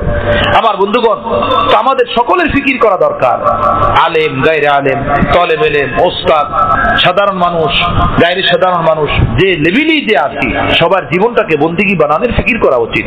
জীবন বন্দিগি হয়ে যায়, আর বন্দিগি আল্লাহর রেজামন্দি মতো জীবন চালানোর নাম, আল্লাহর খুশি মতো জীবন চালানোর নাম, আল্লাহর অবাধ্য থেকে নিজের জীবনটাকে পাক করার নাম, এটাকে বলা হয় বন্দিগি। কথা বুঝে আসছে ভাই আমার বন্ধুরা? আল্লাহ আমাদেরকে তৌফিক দান করেন, আল্লাহ আমাদেরকে হিম্মত দান করেন। হ্যাঁ, তো তু বরায়ে বন্দিগি হে ইয়াদ রাখ, নে বরায়ে শর্মিন্দগি হে ইয়াদ রাখ, এক দিন মরনা হে আখির মৌত হে, করলে जो करना है आखिर मौत है, যা করার করে নাও, একদিন মরতে হবে। সাদা কাপনের ভিতরে ঢোকার পরে আর কেউ কিছু করতে পারে না, আর কেউ কিছু করতে পারে না। আমার পীর মুর্শিদ রহমতুল্লাহ আলাইহি বলছিলেন যে দেখো ভাই, একজন মানুষ মুসলমান আর একজন মানুষ কাফের, মুসলমানও মারা গেল, কাফেরও মারা গেল, তো গুনাহ তো মারা যাওয়ার পরে কোনো কাফেরও করতে পারে না, কোনো কাফেরও গুনাহ করতে পারে না, কোনো মুসলমানও গুনাহ করতে পারে না, বরং মারা যাওয়ার পরে গুনাহ করার শক্তিই থাকে না, গুনাহ ছাড়া হয় না, বরং গুনাহ কি হয়ে যায়? ছুটে যায়। মারা যাওয়ার পরে কেউ টিভি দেখতে পারবে? মরার পরে কেউ আর কাউকে গালি দিতে পারবে? মিথ্যা কথা বলতে পারবে? মরার পরে কাউকে ঠকাইতে পারবে? স্ত্রীকে মারতে বকতে পারবে? মা বাবাকে গাল বন্ধ করতে পারবে? কিচ্ছু পারবে না। মারা যাওয়ার পরে এগুলো নিজে নিজে ছুটে যাবে। তো এই কাজগুলো তো মারা যাওয়ার পরের না, এটা জীবিত থাকতে এই কাজগুলো ছাড়ার নাম। কথা বুঝতেছেন? হ্যাঁ, লা ইলাহা ইল্লাল্লাহ, লা ইলাহা ইল্লাল্লাহ, লা ইলাহা হলো সব গায়রুল্লাহ, ইল্লাল্লাহ তো আল্লাহ, লা ইলাহা হলো গায়রুল্লাহ, ইল্লাল্লাহ হলো আল্লাহ, আল্লাহর জাত এবং আল্লাহর হুকুম মতো বন্দিগি, এটা হলো ইল্লাল্লাহ। আর লা ইলাহা হলো আল্লাহর হুকুম বিরোধী সব কর্মকাণ্ড, যত পাপ আছে সব গায়রুল্লাহ। গায়ের গায়ের হে, গায়ের কুছ ভি নেহি, আপ হে, আপ সব কুছ হে। গায়রুল্লাহ গায়রুল্লাহ, গায়রুল্লাহ কিছুই না, আল্লাহ আল্লাহ। আমার প্যারে মুর্শিদ রহমতুল্লাহ আলাইহি বলছেন, मैं उनके सिवा किस पे फिदा हो ये बता दे, मैं उनके सिवा किस पे फिदा हो ये बता दे, ला मुझको देखा उनकी तरह कोई अगर है। আমাকে এমন কাউকে আইনা দেখাও যিনি আল্লাহর সমকক্ষ, আল্লাহর মতো হবে, যার পিছনে আমি যাব, যার পিছনে আমি আমার জিন্দেগিকে ব্যয় করব, আমার জীবনের মূল্যবান সময়গুলো যার পিছনে আমি ব্যয় করব, আমাকে এমন আল্লাহর সমকক্ষ কাউকে দেখাও, আল্লাহর সমকক্ষ কাউকে দেখাও, যার পিছনে দৌড়াইয়া আমি আমার সময়কে নষ্ট করব। কথা বুঝতেছেন আমার বন্ধুগণ? এক বুজুর্গ ছিলেন, আলেমে দ্বীন শেখ আব্দুল সালেম রহমতুল্লাহ আলাইহি, আওলাদে রাসূল ছিলেন, বাইতুল্লাহ শরীফের তাওয়াফ করতেছিলেন। ওই জমানার যিনি বাদশা ছিলেন, বাদশা মুতাসিম বিল্লাহ অথবা বাকি বিল্লাহ, আরবিরই বাদশা, তাওয়াফ করতে করতে পাশাপাশি হয়ে গেছেন, মাওলানা সালেম ওনার কাছাকাছি হয়ে গেছেন। তাওয়াফের মাঝে বললেন, হযরত আপনাকে চিনি, অনেকদিন পর্যন্ত আপনার নাম জানি, আমি আপনাকে কিছু দিতে চাই, আপনি তো আমার কাছে চান কিছু। শেখ সালেম রহমতুল্লাহ আলাইহি উনি বললেন যে বাদশাহ, এই আল্লাহর ঘরের সামনে আমি আপনার কাছে কিছু চাবো, এটা আমার লজ্জা লাগতেছে, আল্লাহকে বাদ দিয়ে, আল্লাহকে বাদ দিয়ে আমি আপনার কাছে কিছু চাবো, এটা আমার কাছে লজ্জা লাগতেছে। কথা বুঝতেছেন? আল্লাহ আল্লাহ আল্লাহ, ওই বাইতুল্লাহ গিয়েও মানুষ তো গায়রুল্লাহকে চায়, আমরা গায়রুল্লাহকে চাই, মাল চাই, ধন চাই, ব্যবসা চাই, বিবি চাই, কেউ বাইতুল্লাহর গিলাপ দইয়া মুলতাজামে জড়াইয়া থেকে পরে লাইলাদেরকে চায়। কথা বুঝতেছেন? লাইলা চায়, পদ পদবি চায়। তো শেখ সালেম রহমতুল্লাহ বললেন, আমি আল্লাহর সামনে দাঁড়াই আপনার কাছে দুনিয়ার কিছু চাবো, এটা আমার কাছে বড় লজ্জা লাগতেছে। বাদশাহ মুখ ফিরে আসতে চলে গেছেন, আর কিছু বলতে পারেন নাই। তাওয়াফ শেষ, বাদশাহ বের হয়ে রাস্তায় চলে গেছেন। কিছুক্ষণ পরে শেখ সালেম রহমতুল্লাহ আলাইহি উনিও বের হয়ে বাইরে গেছেন। ইব্রাহিম খলিল রোডে পৌঁছার পরে আবার ওনাদের মুখামুখি দেখা। তখন বাদশাহ আবার বললেন, ঠিক আছে, এখন চান, আমি আপনাকে কিছু দিতে চাই, আপনি যেইটা বলবেন আপনার সেইটা আমি পুরো করব। শেখ সালেম রহমতুল্লাহ আলাইহি বললেন, হে বাদশাহ, আমি আপনাকে একটা কথা বলি, আপনি আবার আমাকে এই কথাটা বলতে বললেন, আমি বললাম যে শোনেন, যে আল্লাহ আপনাকে বাদশাহী দান করছেন, সে আল্লাহর গোলাম আমিও। আমি আমার জীবনে এই পর্যন্ত আল্লাহর কাছেও কোনোদিন দুনিয়া চাইনি, যে আল্লাহ আমাকে সৃষ্টি করছেন সেই সৃষ্টিকর্তা আল্লাহর কাছে আমি দুনিয়া চাই নাই যে আমাকে টাকা দেন, পয়সা দেন, পদ দেন, পদবি দেন, ঘর দেন, বাড়ি দেন। আমি আমার সৃষ্টিকর্তা আল্লাহর কাছে আমি দুনিয়া চাই নাই, আমি আপনার কাছে কিভাবে চাইতে পারি? যিনি আমাকে বানাইছেন সে আমার জন্য দুনিয়া বানাইয়া রাখছেন। আমি কি ভোগ করব, কতটুকু পাবো, আমার জন্য দুনিয়ার কয় লোকমা কি, কয় গ্লাস পানি, সেটা আমার মাওলার জানা আছে। আমি আমার মাওলার কাছেও কোনোদিন দুনিয়া চাইনি, আমি আপনার কাছে কিভাবে চাইতে পারি? কথা বুঝতেছেন? আস্তে মুখ ফিরে চলে গেছে, আর কিছুই বলতে পারে না। কেমন কেমন মানুষ ছিলেন। প্রিয় নবী সাল্লাল্লাহু আলাইহি সাল্লাম কে হযরত আয়েশা সিদ্দিকা বললেন, এত কষ্ট করেন, এত কষ্ট করেন, আমাদের চুলায় আগুন জ্বলে না। একবার রাত্রি বেলাতে হযরত আয়েশা সিদ্দিকা রাদিয়াল্লাহু তাআলা আনহা দেখলেন প্রিয় নবী সাল্লাল্লাহু আলাইহি সাল্লাম কখনো ডানে মোড়েন, কখনো বামে মোড়েন। ডানে বামে মোড়ে এরপরে যে চকির ভিতরে ঘুমাইয়াছিলেন, চকির পায়া পেটের ভিতরে লাগাইয়া এভাবে ঝুইলা দেন। হযরত আয়েশা সিদ্দিকা বললেন, ইয়া রাসূলুল্লাহ, এমন করছেন কেন? পেটে ব্যথা? বলল না। তো হযরত রাসূল পাক সাল্লাল্লাহু আলাইহি সাল্লাম বললেন যে পেটের ক্ষুধায় ঘুম আসতেছে না, ক্ষুধার কারণে ঘুম আসে না। কখনো ডানে কখনো বামে চকির পায়া পেটের ভিতরে লাগাইয়া ঝুলে দিতেন। তখন হযরত আয়েশা সিদ্দিকা বললেন, তো এত কষ্ট করেন, আপনি আল্লাহর কাছে দুনিয়া চান না কেন? আপনি আল্লাহর কাছে দুনিয়া চান? এই উহুদ পাহাড় আপনার জন্য স্বর্ণ বানিয়ে দিতে চাইছেন আল্লাহ, আপনি আল্লাহর কাছে দুনিয়া চাইলেই তো হয়। তো নবী আলাইহিস সালাতু ওয়াস সালাম বলেন, না, আমি আল্লাহর কাছে দুনিয়া চাবো না, আমি এভাবেই কষ্ট করে চলে যাব যেন আমার উম্মতরা পরবর্তীতে আমার আল্লাহর কাছে দুনিয়া চাওয়াকে নিজেদের দুনিয়া চাওয়ার দলিল না বানায়। যে নবী আলাইহিস সালাতু ওয়াস সালাম তো আল্লাহর কাছে দুনিয়া চাইতেন, তো আমাদের চাইতে সমস্যা কি? আমি আমার উম্মতকে সবক দেওয়ার জন্য, আমার উম্মতের জন্য আমি কষ্ট করে গেলাম, আমি আল্লাহর কাছে দুনিয়া চাবো না, কোনোদিন দুনিয়া চাই না। নবী আলাইহিস সালাম আল্লাহর কাছে দোয়া করতেন, হে আল্লাহ, আল্লাহুম্মা আতি আলা মুহাম্মাদিন কুতা ওয়া ফি রিওয়ায়াতিন কাফাফা, হে আল্লাহ, মুহাম্মদকে সাল্লাল্লাহু আলাইহি সাল্লাম এবং তার পরিবারকে আপনি এই পরিমাণ রিজিক দেন যে তারা খেয়ে দিয়ে আপনার বন্দিগির জন্য শুধু কোমরটা সোজা করে দাঁড়াইতে পারে, কোমর সোজা করে দাঁড়াইতে পারে, এতটুকু রিজিক আমার পরিবার পরিজনকে আপনি দেন। ফুকাহায়ে কেরাম মুহাদ্দিসিনরা বলেন সেটা কতটুকু? বলো 3 লোকমা। এক এক বেলাতে কয় লোকমা? 3 লোকমা। সাহাবারা খানায় খাইতেন 2 বেলা, সকালে এবং বিকালে। আমরা যে 5 বেলা খাই, তাই না? 5 বেলা খাই না আমরা? ফজরের পরে হালকা টিফিন, 10টা বাজে ফুল নাস্তা, দুপুরের বেলা খানা, আসরের পরে হালকা টিফিন, আবার রাত্রের বেলা ফুল খানা। আমরা 5 বার খাই, ওনারা খাইতেন কয় বেলা? 2 বেলা। এই 2 বেলা সম্পর্কে বলা হইতেছে আল্লাহ এতটুকু রিজিক দেন যে তারা শুধু কোমরটা সোজা কইরা বন্দিগির জন্য দাঁড়াইতে পারে। আমার বন্ধুগণ, আমরা তো সেই মানুষ হইতে পারবো না, না আমাদের জন্য সেটা সম্ভব, না সেই জীবনে যাওয়া সম্ভব। তো আমাদের জন্য করণীয় কি? আমাদের জন্য করণীয় হলো হালাল খাওয়া, হারাম থেকে বাঁচা, আর নিজের জীবনটাকে আল্লাহর হুকুম মতো বন্দিগির ভিতরে উঠাই রাখা। অট্টালিকা নিষেধ না, বাড়ি গাড়ি নিষেধ না, জায়গা জমি নিষেধ না, তবে হালাল হতে হবে, হালাল হতে হবে। হালাল হালালুহা হিসাবুন ওয়া হারামুহা ওয়াবালুন। হালাল যদি হয় এটারও হিসাব দিয়া কিয়ামতের দিন কদম বাড়াইতে হবে, হিসাব দিতে হবে। আর যদি হারাম হয় তাহলে তো বিনা হিসাবে জাহান্নাম, বিনা হিসাবে। হাদিস শরীফে নবী আলাইহিস সালাতু ওয়াস সালাম বলেন, ফতোয়া শামিয়া দুররে মুখতারের ভিতরে এই কওল আছে, ফুকাহায়ে কেরাম উল্লেখ করছেন, যদি কোনো মানুষ কারো 3 পয়সা সম পরিমাণ হক মারে, কিয়ামতের দিন 700 রাকাত কবুল নামাজের সওয়াব দিতে হবে তার।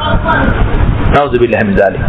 কেহ কারো হক অন্যায় ভাবে 3 পয়সা পরিমাণ মারছে, দোকানদারের পয়সা হক দেয় নাই, ওজনে কম দিতে, কারো জমি শক্তি বলে কব্জা করে নিছে, এভাবে 3 পয়সা পরিমাণ হক নষ্ট করছে।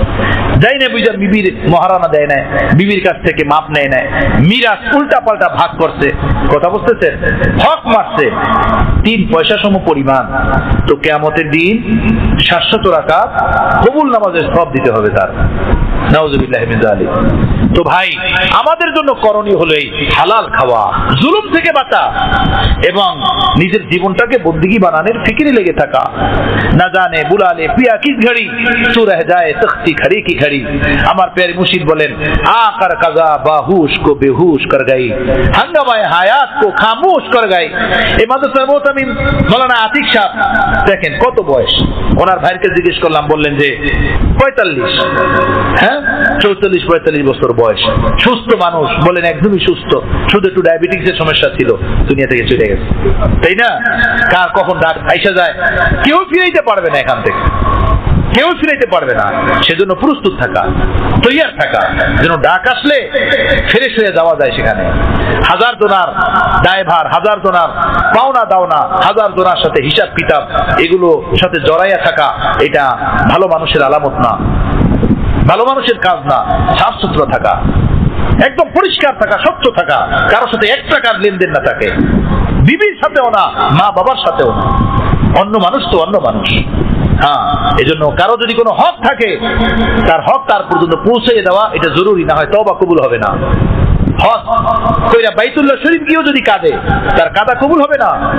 কারো জমি যদি অন্যায়ভাবে দখল করে থাকে, এই জমি তার ছেড়ে দেওয়া, ওয়ারিশ ঠকানো, মাল ও দৌলত নিজে কব্জা করে রাখছেন, ওয়ারিশকে তার অংশ পৌঁছে দেওয়া, আজীবন কাঁদবে, নামাজ পড়বে, এগুলো কোনো কবুল হবে না আল্লাহর দরবারে। কথা বুঝতেছেন? হ্যাঁ, এগুলো মনে রাখা দরকার, এগুলো বোঝা উচিত। এগুলো সমাজের ভিতরে ব্যাপক হয়। বাবা সম্পত্তি ছেলেদের নামে লিখে দিয়ে যায়, তাই না? মেয়েরা যাতে না পায়, বিশেষভাবে এই কাজগুলো করে ওই সকল বাবারা যাদের মেয়েদের সংখ্যা বেশি, ছেলের সংখ্যা কম, তাই না? ছেলের সংখ্যা কম, মেয়ের সংখ্যা বেশি, করে মেয়ে ছেলেদের নামে সম্পত্তি সব লিখে দিয়ে যায়। আবার এমন হয় যে বাবা মারা গেলেন, ছেলেদের মধ্যে 2-3 এদের মধ্যে যারা ক্ষমতাশীল তারা সম্পত্তি পুরোটা কব্জা করে নেয়, অথবা ভালো প্লটগুলো যেটা রাস্তার পাশের যেটা সেইটা শক্তি বলে তারা কব্জা করে নেয়, বোনদেরকে দেয় খালের মধ্যে, বিলের মধ্যে, চকের মধ্যে, যদি দেয় পুষ্করির মধ্যে, অথবা যে ভাই বিদেশে না বা ছোট বা শক্তি কম, তারে দিয়ে দিল আড়ার মধ্যে ধাক্কায়া, আর সে নিল রাস্তার পাশে ফরওয়ার্ডটা। কথা বুঝতেছেন? আল্লাহ আল্লাহ, কার জন্য এগুলো ভাই? আমার বন্ধুগুলো কার জন্য করতেছেন? কার জন্য? কার জন্য রেখে গেলেন আপনি? এভাবে আপনার ভাই তাদেরকে ঠগাই রেখে গেলেন আপনার সন্তানদের জন্য। ওরা এটা ভোগ করতে পারবে? পারবে না, পারবে না। যে ওয়ারিশ ঠগায়, আল্লাহ পাক তার রহমত থেকে ওই বান্দার নাম কেটে দেন। মিশকাত শরীফের রিওয়ায়েতে আছে, ওয়ারিশ যে ঠগায়, আল্লাহ পাক তার রহমত থেকে ওই বান্দার নামকে কেটে দেন। বান্দার সাথে রবের সাথে সম্পর্ক থাকে না, সম্পর্ক কেটে দেন। এখন এই জন্য এগুলোর কোনো ফিকিরই আমাদের মধ্যে নাই, এগুলোর কোনো চিন্তাই আমাদের মধ্যে নাই। ভালো ভালো দিনদার মানুষ সম্পর্কে এমন শোনা যায়, নামাজ পড়ে, হজ করছে, দাড়ি রাখছে, মাদ্রাসা চালায়, মসজিদ চালায়, এই সব কাজগুলো করে, কিন্তু এই অপরাধের ভিতরে শামিল, এই অন্যায়ের ভিতরে শামিল, এই পাপের ভিতরে লিপ্ত। কথা বুঝতেছেন? আলেম মানুষ নিজের বাবার সম্পত্তি গোপনে পুরোটা সে দলিল করে নিয়ে গেছে। তার অন্যান্য ভাইয়েরা এসে আমার কাছে আকুতি মিনতি করছে, তার পুরা হিস্টোরি আমাকে শুনেছে, হুজুর এই ব্যাপার দেখেন, বাবা মারা গেছেন, বাবার সম্পত্তি গোপনে আমার এই ভাই পুরোটা দখল করে নিতেন। মাকে বুঝাইছেন, মাকে বুঝাইয়া মাকে কোর্টে নিয়া মার কাছ থেকে ছাইন নিয়া মার সম্পত্তি, মার জীবন দশায় এক ভাই পুরোটা নিয়ে নিতেন, অথচ সে আলেম মানুষ। কথা বুঝতেছেন? আলেম, মাওলানা, মুফতি সাহেব নামে পরিচিত। কথা বুঝতেছেন? পুরোটা সম্পত্তি সে নিজে কব্জা করছে। তার ভাইয়েরা এসে আমার কাছে কাঁদছে, তওবা তওবা, আস্তাগফিরুল্লাহ আস্তাগফিরুল্লাহ। হালাল খাওয়া, হারাম থেকে বাঁচা, জিন্দিগিকে বন্দিগি বানানোর ফিকির করা, জিন্দিগি নষ্ট না হয় চার দোকানে, হাট বাজারে, টিভি বিসিআরে অযথা গপসপে, এটাকে কাজে লাগানো। একবার সুবহানাল্লাহ বললে ইখলাসের সাথে, বিশুদ্ধ কলবি, অন্তরের অন্তরস্থল থেকে আল্লাহ সন্তুষ্টির জন্য একবার সুবহানাল্লাহ বলে, আসমান জমিনের এই শূন্যকে আল্লাহ নেকের দ্বারা পূর্ণ করে দেন। হায়াত এত দামি, জীবন এত মূল্যবান, এত মূল্যবান। এটা মূল্যবান তখনই হবে যদি আমরা মূল্যবান বানানোর ফিকির করি। আমার ভাইয়েরা, আমার বন্ধুরা, তো মূল্যবান বানানোর ফিকির করা। গুনাহ থেকে বাঁচলে, হালাল খেলে আল্লাহ ইবাদতের তৌফিক দেন। গুনাহের কারণে এবং হারাম পেটের ভিতরে ঢুকলে ইবাদতের বারাকাত এবং ইবাদত করার জজবা এটা ভিতর থেকে খতম হয়ে যায়, ইবাদত থেকে আল্লাহ বঞ্চিত করে দেন। দারুল উলুম দেওবন্দের এক বুজুর্গ ছিলেন হযরত মাওলানা ইয়াকুব নানুতুবি রহমাতুল্লাহ নাম। ইয়াকুব নানুতুবি, উনি বলেন যে এক বাসায় দাওয়াত দিল, খানা খাইতে গেলাম, বসলাম, একটা লোকমা মুখে দিলাম, মুখে দিয়ে গেলার সাথে সাথে বুঝতে পারলাম এই ব্যক্তির খানা হারাম, এই ব্যক্তির খানা হালাল না, তার পয়সা ভালো না। খানা আর খাই নাই, উঠে আসছি সেখান থেকে। কিন্তু এক লোকমা হারামের আসর এই ছিল যে 40 দিন পর্যন্ত দিলের ভিতরে শুধু গুনাহের ওয়াসওয়াসা তৈরি হয়েছে, যে এই পাপ করি, ওই পাপ করি, ওইটা করি, সেটা করি, অমুক রে ঠগাই, এইটা করি। 40 দিন পর্যন্ত গুনাহের ওয়াসওয়াসা আসছে ভিতরে। কথা বুঝতেছেন? এক লোকমা ভিতরে হারাম যাওয়ার এই আসর, যার জবান না পাক, যার কামাই না পাক, যে ব্যাংকের ইন্টারেস্ট খায়, মানুষকে ঠগাইয়া খায়, চুরি কইরা খায়, তার অবস্থা কি বলেন? তার হালাত কি বলেন? হালাল খাওয়া, হারাম থেকে বাঁচা। হালাল যদি খায়, হারাম থেকে বাঁচে, তো আল্লাহ তাকে তাহাজ্জুদের তৌফিক দিবেন, আওয়াবিনের তৌফিক দিবেন, ইশরাকের তৌফিক দিবেন, ট্রাস্টের তৌফিক দিবেন, কান্নাকাটির তৌফিক দিবেন, কোরআনে পাকের তেলাওয়াতের তৌফিক দিবেন, যিকর ও আজকারের তৌফিক দিবেন, চোখের পানি আহজারির তৌফিক দিবেন। আল্লাহ নিজেই তাকে বন্দেগী করার তৌফিক দিবেন, যে বান্দা আয়, এই রাস্তায় আয়, এই পথে আয়, এদিকে আয়, আমার দিকে আয়, আমার দিকে আয়। গুনাহের কারণে, পাপের কারণে আল্লাহ পাক নেক থেকে বঞ্চিত করে দেন, মাহরুম করে দেন। আমাদের যে ফরজটাও ঠিক না, আমাদের যে সিজদাটাও ঠিক না, বুড়ো হয়ে গেলাম এখনো যে নামাজটাও ঠিক হলো না, এর কারণ আছে, এর কারণ আছে আমার বন্ধুগণ। কথা বুঝতেছেন? হ্যাঁ, শুধু কপাল মাটিতে ঠুকানের নাম সিজদা না। এজন্য আল্লামা ইকবাল বলছেন, मैं जो कभी सरबा सजदा हुआ तो जमीन से आने लगी सदा, तेरा दिल पे है सनम आशिना, तुझे क्या मिलेगा नमाज में। আমি যখন সিজদা দিতে মাটিতে ঝুঁকলাম, মাটিতে যখন কপাল ঝুঁকালাম, তো মাটি থেকে আওয়াজ আসা শুরু হলো, তোর অন্তর হারামে ডুবা, পাপে ডুবা, তোর মাল ও দৌলত হারামে ডুবা, হারাম খাস, হারাম ভক্ষণ করস, তোর অন্তর পাপে ডুবা, তুই এই সিজদা থেকে কি পাবি? সিজদার দ্বারা তোর কি অর্জন হবে? সিজদা থেকে তুই কি নিতে চাস? কথা বুঝতেছেন আমার বন্ধুগণ? হারাম থেকে যখন বাঁচে, হালাল যখন খায়, আল্লাহ তাকে নিজেই তার বন্দিগির দিকে ডাকতে থাকেন, বন্দিগির দিকে ডাকতে থাকেন। এক বন্দিকে আর এক বন্দিকে ডাকে, এক নেকি আর এক নেকিকে ডাকে। এজন্য আমাদের বুজুর্গানে দিনরা বলেন, গুনাহ ছোট হোক তারপরেও করো না, কারণ ছোট গুনাহ আর একটা গুনাহকে টানে, এক ছোট গুনাহ সে আর একটা গুনাহকে টানে। এভাবে এক ছোট গুনাহ করতে করতে ওইটা ছোট থাকে না, ওই এক গুনাহ আর একটা বড় গুনাহকে টানবে, সেই বড় গুনাহ আরো বড় গুনাহকে টানবে। এজন্য বুজুর্গানে দিনরা বলেন যে নেশা, জিনা, কতল, এই তিনটা গুনাহ এমন যে মানুষ নেশা করবে সে জেনার ভিতরে পড়বে, যে জেনা করবে সে কতল কেতালের ভিতরে পড়বে। সারা দুনিয়াতে যত মার্ডার হয়, যত কতল কেতাল হয়, আপনি খুঁজলে পাবেন এই লোকগুলো এই তিনটা গুনার সাথে জড়িত। তারা নেশাও করে, জেনাও করে, কতলের ভিতরে লিপ্ত। নেশা করবে তো তার অন্তর জেনার দিকে যাবে, জিনা করবে তার অন্তর কতলের দিকে যাবে। এক গুনাহ আর এক গুনাহকে টানবে। কথা বুঝতেছে? হ্যাঁ, এক নেকি আর এক নেকিকে টানে, এক নেকি আর এক নেকিকে টানে। এজন্য ভাই, হালাল খাওয়া, হারাম থেকে বাঁচা, জুলুম থেকে বাঁচা, কাউকে কষ্ট না দেওয়া, কারো হক না মারা, বিন্দু মাত্র হোক সে হকও না মারা। হ্যাঁ, বিন্দু মাত্র হোক। বিবিদের মহারণার ব্যাপারেও আমাদের অনেক সজাগ দৃষ্টি রাখা দরকার। আমাদের এই অঞ্চলগুলোতে বিবিদের মহার দেয় না, দেওয়া হয় না, দেওয়া জরুরত মনে করে না, এটার ফিকিরও করে না, অথচ বিবির মহারণা দেওয়া এটা ফরজ, না দিলে গুনাহ হবে। বাড়ি বানায়, ঘর বানায়, জায়গা কিনে, কিন্তু 50,000, 60,000 টাকা, 1 লাখ টাকা বিবির মহারণা, সেটা যুগ যুগে পরিশোধ করা হয় না। এমনটা হওয়া চাই না, এমনটা হওয়া ঠিক না। এটা তার সবচেয়ে ওয়াজিব, যেটা না দিলে গুনাহ হবে, কিয়ামতের দিন মুআখাযার সম্মুখীন হতে হবে। বুজুর্গানে দিল্লা বলছেন, কোন ব্যক্তি যদি তার স্ত্রীর মহারণা না দেয়, আবার দুনিয়া থেকে চলে যায়, মারা যায়, তো তার মারা যাওয়ার পরে তার মিরাজ থেকে যেভাবে অন্যান্য মানুষের হক আদায় করা হবে, সাথে সাথে তার বিবির মহারণাও এই মিরাজ থেকে আদায় করা হবে। এটা কোনো মামুলি বিষয় না। কথা বুঝতেছেন? নগদে না দিতে পারলে আমাদের বুজুর্গানে দিল্লা বলেন যে ভাই মাপ চাই নাও, তাকে বলো যে আমি তোমার মহারণা টাকা এত টাকা দিব, এত টাকা তোমাকে দেওয়া হয়েছে, আমি চেষ্টা করতেছি অচিরে এটা পুরো করব, তোমাকে দিয়ে দিব। আল্লাহ না করে যদি আমি দুনিয়া থেকে বিদায় নিয়ে যাই, আল্লাহর জন্য আমাকে মাফ করে দিও। এই একটা কথা। আর একটা কথা বলে লেখা, অথবা আমার মিরাজ থেকে, আমি আমার রেখে দেওয়া সম্পদ থেকে তুমি এই পরিমাণ মহারণা হিসেবে নিয়ে নিও। বা তার সন্তানদেরকে বলে দেওয়া, আমি তোমার মায়ের মহারণা দিতে পারি নাই, আমার যদি ইন্তেকাল হয়ে যায়, আমার ইন্তেকালের পরে আমার জমি থেকে, বাড়ি থেকে, অথবা অমুক জিনিস থেকে তাকে এই পরিমাণ হককে মহারণা দিয়ে দেওয়া।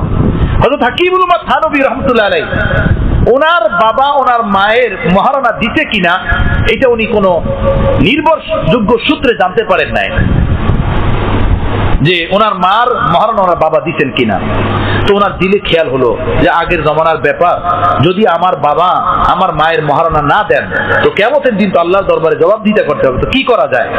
হাকিমুল উম্মাত বলেন যে আমি আমার বাবাকে বাঁচানোর জন্য তার কাগজ ইত্যাদি বের করে দেখলাম যে আমার মায়ের মহারণা ছিল এত টাকা, আমি সেই টাকা মায়ের দূরবর্তী এক ভাই, তার বংশের আপন ভাই না, তার কাছে নিয়ে আমি এটা পৌঁছায় দিলাম।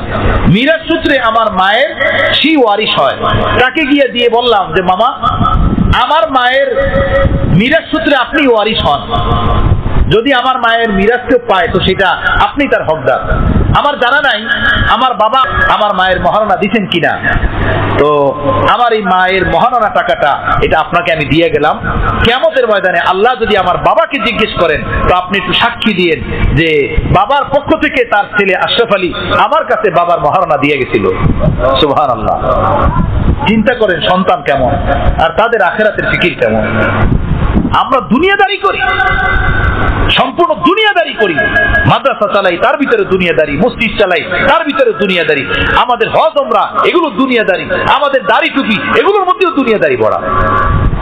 এজন্য হযরত করাচি রহমতুল্লাহ বলছেন, আল্লাহওয়ালারা বলতেন যার দিলের ভিতরে আল্লাহর মহব্বত নাই, মারেফত নাই, ইশকের আগুন নাই, এমন মানুষ যদি দিনের কাজও করে ওর মধ্যে সে তার তালাশ থাকে দুনিয়ার সুহরত, দুনিয়ার প্রসিদ্ধতা, দুনিয়ার সুনাম সুখ্যাতি। যার দিলের ভিতরে আল্লাহর মারেফত নাই সে যদি ভালো কাজও করে, কোন নেক কাজও করে, ওই নেক কাজের ভিতরে দুনিয়া উদ্দেশ্য থাকে তার। আর দিলের ভিতরে যদি খৌফে খোদা থাকে, তাকওয়া থাকে, আল্লাহর মারেফত থাকে, সে যদি বাহ্যিকভাবে কোনো দুনিয়ার কাজও করে ওই দুনিয়ার কাজের ভিতরে তার নিয়ত থাকে আল্লাহর সন্তুষ্টি, আল্লাহর রেজা, আল্লাহর খুশি। কথা বুঝতেছেন? যে দিলের ফিকির, দিলের ফিকির, এই ফিকির, এই জজবা, এমন জিন্দেগি আল্লাহ ওয়ালাদের সোহবতের বরকতে নসিব হয়, আহলুল্লাহদের কদমের বরকতে নসিব হয়। সত্যি কথা ভাই, আল্লাহর ঘরে বসে বলতেছি আপনাদেরকে এই কথাগুলো। তো ভাই জিন্দেগিকে বন্দেগি বানানো তার আসান তরিকা হলো এই হালাল খাওয়া, হারাম থেকে বাঁচা এবং জুলুম থেকে বাঁচা। হালাল খাওয়া, হারাম থেকে বাঁচা। এখন সমাজের ভিতরে ব্যাপকভাবে মানুষ লক্ষ লক্ষ টাকা ব্যাংকে রেখে এর ইন্টারেস্ট খায়, এটাকে হালাল মনে করে। এবং কিছু ব্যাংক আছে যারা তাদের ব্যাংকের নামের শুরুতে ইসলামী লাগাই এনেছে, অমুক ইসলামী ব্যাংক, তমুক ইসলামী ব্যাংক, এবং তাদের কার্ডের ভিতরে, কাগজের ভিতরে লেখা থাকে সম্পূর্ণ শরিয়া ভিত্তিক পরিচালিত। কথা বুঝতেছেন? এটা সম্পূর্ণ ধোঁকা, মিথ্যা। এই দেশে কোনো ব্যাংক সুদমুক্ত না, কোন ব্যাংকের লেনদেন সুদমুক্ত না। এত শক্তভাবে আল্লাহর ঘরে এই কথা বলার আমার কি হক আছে? কি হক আছে? আমি কেন বলি এটা? আপনি ব্যাংকের ইন্টারেস্ট খান, না হয় যা ইচ্ছা তাই খান, আমি কেন বলি? আমার কি স্বার্থ সেখানে লুকায়িত? আমি কিসের জন্য বলতে চাই কথাগুলো? আল্লাহ আল্লাহ, মানুষ এভাবে ব্যাংকের ইন্টারেস্ট খায়, আবার যুক্তি তর্ক দেয় যে আমার টাকা নিয়ে তারা ব্যবসা করে, লক্ষ লক্ষ টাকা তাদের কাছে আমার রাখা, তারা ব্যবসা করে না, তো সেটার একটা অংশ আমি নিব না। কেউ বলে এইটা, কেউ বলে এরা ইসলাম মতো লেনদেন করে, শরিয়া ভিত্তিক লেনদেন করে, তাদের কাগজপত্রে লেখা শরিয়া ভিত্তিক লেনদেন। এসব ডাহা মিথ্যা কথা, ডাহা মিথ্যা কথা। ব্যাংকে জমা টাকা রাখা তার ইন্টারেস্ট খাওয়া সম্পূর্ণ হারাম, সুদ, সুদের অন্তর্ভুক্ত, এটা খাওয়া যাবে না। আল্লাহ আমাদেরকে হেফাজত ফরমান, আল্লাহ আমাদেরকে তৌফিক দান করেন, আল্লাহর হুকুম মতো জীবন যাপনের তৌফিক দেন। ভাই আল্লাহর কাছে কাঁদলে আল্লাহ নিজেই রাস্তা বাতলাই দিবেন। আল্লাহর কাছে চাওয়া, আল্লাহর কাছে বলা যে তোমার খুশি নিয়ে জীবন যাপন করতে চাই, তোমার খুশি নিয়ে তোমার কাছে আসতে চাই, সেই পথটা যে পথ, সেই পথে তুমি আমাকে চালাও, সেই পথে তুমি আমাকে পরিচালনা করো। আপনার দিল আপনাকে বলবে, আপনার অন্তর আপনাকে বলবে। এটা কোনোদিন হইতে পারে না যে এক গ্লাস মদ আর এক গ্লাস শরবত দুটোটা এক। মদ পান করে সে মনে করবে আমি আঙ্গুরের শরবত পান করতেছি। কথা বুঝতেছেন? দিল কোনোদিন এটা কবুল করবে না। ব্যাংকের ইন্টারেস্ট আর ব্যবসার হালাল কামাই, চাকরির হালাল বেতন, দুইটা এক, কখনো দিল মানতে পারে না। কথা বুঝতেছেন? আপনি আল্লাহর কাছে বলেন।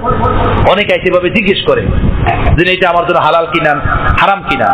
তো আমি এভাবে অনেকজনকে বলছি যে আপনার দিলে এই ফিকিরটা আসলো কেন? আপনি চাকরি করে বেতন পান, সেই ব্যাপারে তো আপনার দিলে কোনো এই ধরনের খেয়াল আসে না যে আমার চাকরির বেতনটা হালাল কি হালাল না। আপনি দোকানদারি কইরা ব্যবসা কইরা আপনি টাকা কামান, আপনার এই ব্যাপারে তো দিলের ভিতর খেয়াল আসে না আমি যে দোকানদারি করি লাভ করি এটা আমার জন্য হালাল কি হালাল না। কিন্তু আপনি ব্যাংক থেকে টাকা আনলেন, লোন উঠাইতেছেন, আর আপনার দিলের ভিতরে খটকা তৈরি হইতেছে। এখন এসে জিজ্ঞেস করতেছেন আমার জন্য লোন উঠানো বৈধ কিনা। আমি ব্যাংকে 5 লাখ টাকা রাখছি, সেখান থেকে 20,000 টাকা পাইছি, অথবা ডিপিএস করে রাখছি, হ্যাঁ ফিক্স দিয়ে ডিপিএস 10 বছর পরে সেটা ভাঙছি, সেখান থেকে আমি 2 লাখ টাকা পাইছি, এটা আমার জন্য হালাল কি হালাল না। এটা আপনি জিজ্ঞেস করতেছেন কেন? আপনার দিলে এই খটকা পয়দা হইল কেন? 2 লাখ টাকা যেটা রাখছেন মেইন আসল টাকা, সেটার ব্যাপারে তো আপনার দিলে কোনো খটকা নাই, এইটার ব্যাপারে খটকা কেন? কথা বুঝতেছেন? হ্যাঁ, আল্লাহ নবী বলছেন যে গুনাহ হলো ওইটা যেটা তোমার দিলে খটকা পয়দা করবে। বুঝবা ওই রাস্তা ভালো না, ওই রাস্তা সুন্দর না। তোমার দিল তোমাকে বাধা দিবে যে এই কাজটা কইরো না, এটা অন্যায়, এটা পাপের কাজ। রাসূলুল্লাহ সাল্লাল্লাহু আলাইহি সাল্লামকে সাহাবায়ে কেরাম বলছেন আমরা গুনাহ কোনটা নেক কোনটা বুঝবো কিভাবে? আল্লাহ নবী বলছেন গুনাহ ওইটা যেটা করতে গেলে সর্বপ্রথম তোমার অন্তর তোমাকে বাধা দিবে যে এদিকে হাঁটিস না, এদিকে যাইস না, এদিকে যাইস না। তোমার দিল তোমাকে মালামত করবে। আল্লাহ মানুষের অন্তরটা কিভাবে বানাইছেন। কথা বুঝতেছেন? আমরা জেদে পইরা, শাহওয়াতে পইরা, নফসের গোলাম হইয়া, শয়তানের তাড়নায়, সমাজের তাড়নায় জেদ কইরা গুনাহ করি, পাপ করি, দিল মালামত করতে থাকে, কিন্তু তারপর আমরা করতে থাকি, তারপর আমরা করি। আল্লাহ আমাদেরকে হেফাজত ফরমান।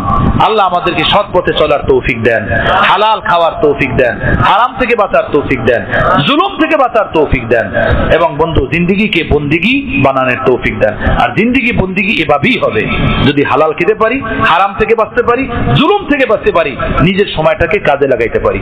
আর হারাম থেকে, জুলুম থেকে, গুনাহ থেকে বাঁচলে আল্লাহ নিজেই তৌফিক দিবেন, বন্দিগির কান্নাকাটিওয়ালা জিন্দেগির তৌফিক দান করবেন। আল্লাহ আমাকে এমন জীবন বানানোর তৌফিক দেন, আপনাদেরকে তৌফিক দেন। ওয়া আখিরু দাওয়ানা আলহামদুলিল্লাহি রাব্বিল আলামিন। আলহামদুলিল্লাহি রাব্বিল আলামিন ওয়াসসালাতু ওয়াসসালামু আলা সাইয়্যিদিল মুরসালিন ওয়া আলা আলিহি ওয়া আসহাবিহি আজমাইন। রব্বানা যালামনা আনফুসানা ওয়া ইল্লাম তাগফির লানা ওয়া তারহামনা লানাকুনান্না মিনাল খাসিরিন। আয় আল্লাহ, আমরা গুনাহগার, আমরা খতাকার, আমরা সিয়াকার, কিন্তু আপনার নবীর উম্মত। আল্লাহ, আপনার নবীর উম্মতের উসিলা আপনি আমাদেরকে মাফ করে দেন। আল্লাহ, আমাদের জীবনের সব গুনাহ খাতা মাফ করে দেন। আল্লাহ, আপনি আমাদেরকে মাফ করেন। প্রিয় নবীর সকল উম্মতকে আপনি মাফ করে দেন। আল্লাহ, আপনি আমাদেরকে মাফ করেন। প্রিয় নবী সাল্লাল্লাহু তাআলা সাল্লামের জীবিত মৃত্যু সকল উম্মতকে মাফ করে দেন। আয় আল্লাহ, আপনি আমাদেরকে সাহায্য করেন। রাসূল পাক সাল্লাল্লাহু তাআলা সাল্লামের সব উম্মতকে সাহায্য করেন। আল্লাহ, আপনি আমাদের ইসলাহ, আত্মশুদ্ধি দান করেন। প্রিয় নবী সাল্লাল্লাহু তাআলা সাল্লামের সব উম্মতকে ইসলাহ, আত্মশুদ্ধি দান করেন। আয় আল্লাহ, জিন্দেগিকে বন্দিগি বানায়া দেন। আমাদের জীবন যেন বন্দিগি হয়। আল্লাহ, আপনি কবুল করেন। আল্লাহ, আপনি কবুল করেন। আল্লাহ, আপনি কবুল করেন। হারাম থেকে বাঁচার তৌফিক দেন, হালাল খাওয়ার তৌফিক দেন, জুলুম থেকে ফিরে থাকার তৌফিক দেন। আয় আল্লাহ, কারো হক নষ্ট না হয় আমার দ্বারা, কারো একটা টাকা ক্ষতি না হয়, কাউকে একটা বকাঝকা করে তার ইজ্জত আবরুর ক্ষতি না হয়। আল্লাহ, আমার দ্বারা এই দুনিয়ার কোনো মানুষ ব্যথিত না হয়, এমন এক সুন্দর জীবন আপনি আমাকে দান করেন, আমাদেরকে দান করেন। আয় আল্লাহ রব্বুল আলামিন, রাসূল পাক সাল্লাল্লাহু তাআলা আলাইহি ওয়াসাল্লামের উসিলাতে আপনি আমাদেরকে শরীয়ত সুন্নাত মতো জিন্দেগি নসিব করে দেন। আয় আল্লাহ রব্বুল আলামিন, আমাদের যার ভিতরে যে গুনাহ আছে, যে পাপ আছে, যে শরীয়ত বিরোধী যে কর্মকাণ্ড আছে, আপনি ভালো জানেন। আল্লাহ, সকলকে সেই কর্মকাণ্ড থেকে তওবা করার তৌফিক দান করেন। চোখের হেফাজতের তৌফিক দেন, দিলের হেফাজতের তৌফিক দেন, জবানের হেফাজতের তৌফিক দেন, হিংসা থেকে, আত্মপ্রসাদ থেকে, গীবত থেকে বাঁচার তৌফিক দেন, পরনিন্দা থেকে, তোহমত থেকে, মিথ্যা থেকে বাঁচার তৌফিক দেন, জিনা থেকে, নেশা থেকে বাঁচার তৌফিক দান করেন। আল্লাহ, হারাম খাওয়া থেকে বাঁচার তৌফিক দান করেন। আয় আল্লাহ রব্বুল আলামিন 5 ওয়াক্ত নামাজ জামাতের সাথে পড়ার তৌফিক দেন। আয় আল্লাহ সুন্দর সিজদা দান করেন, সুন্দর রুকু দান করেন, আল্লাহ সুন্দর কিয়াম দান করেন।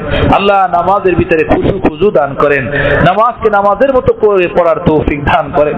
আয় আল্লাহ, আয় আল্লাহ, আয় আল্লাহ 24 ঘন্টার জিন্দেগিতে হুজুর মা আল্লাহ দান করেন। আল্লাহ আপনার ফিকির নিয়া, আখিরাতের ফিকির নিয়া আল্লাহ আপনি আমাদের জিন্দেগিকে কাটানোর তৌফিক দান করেন।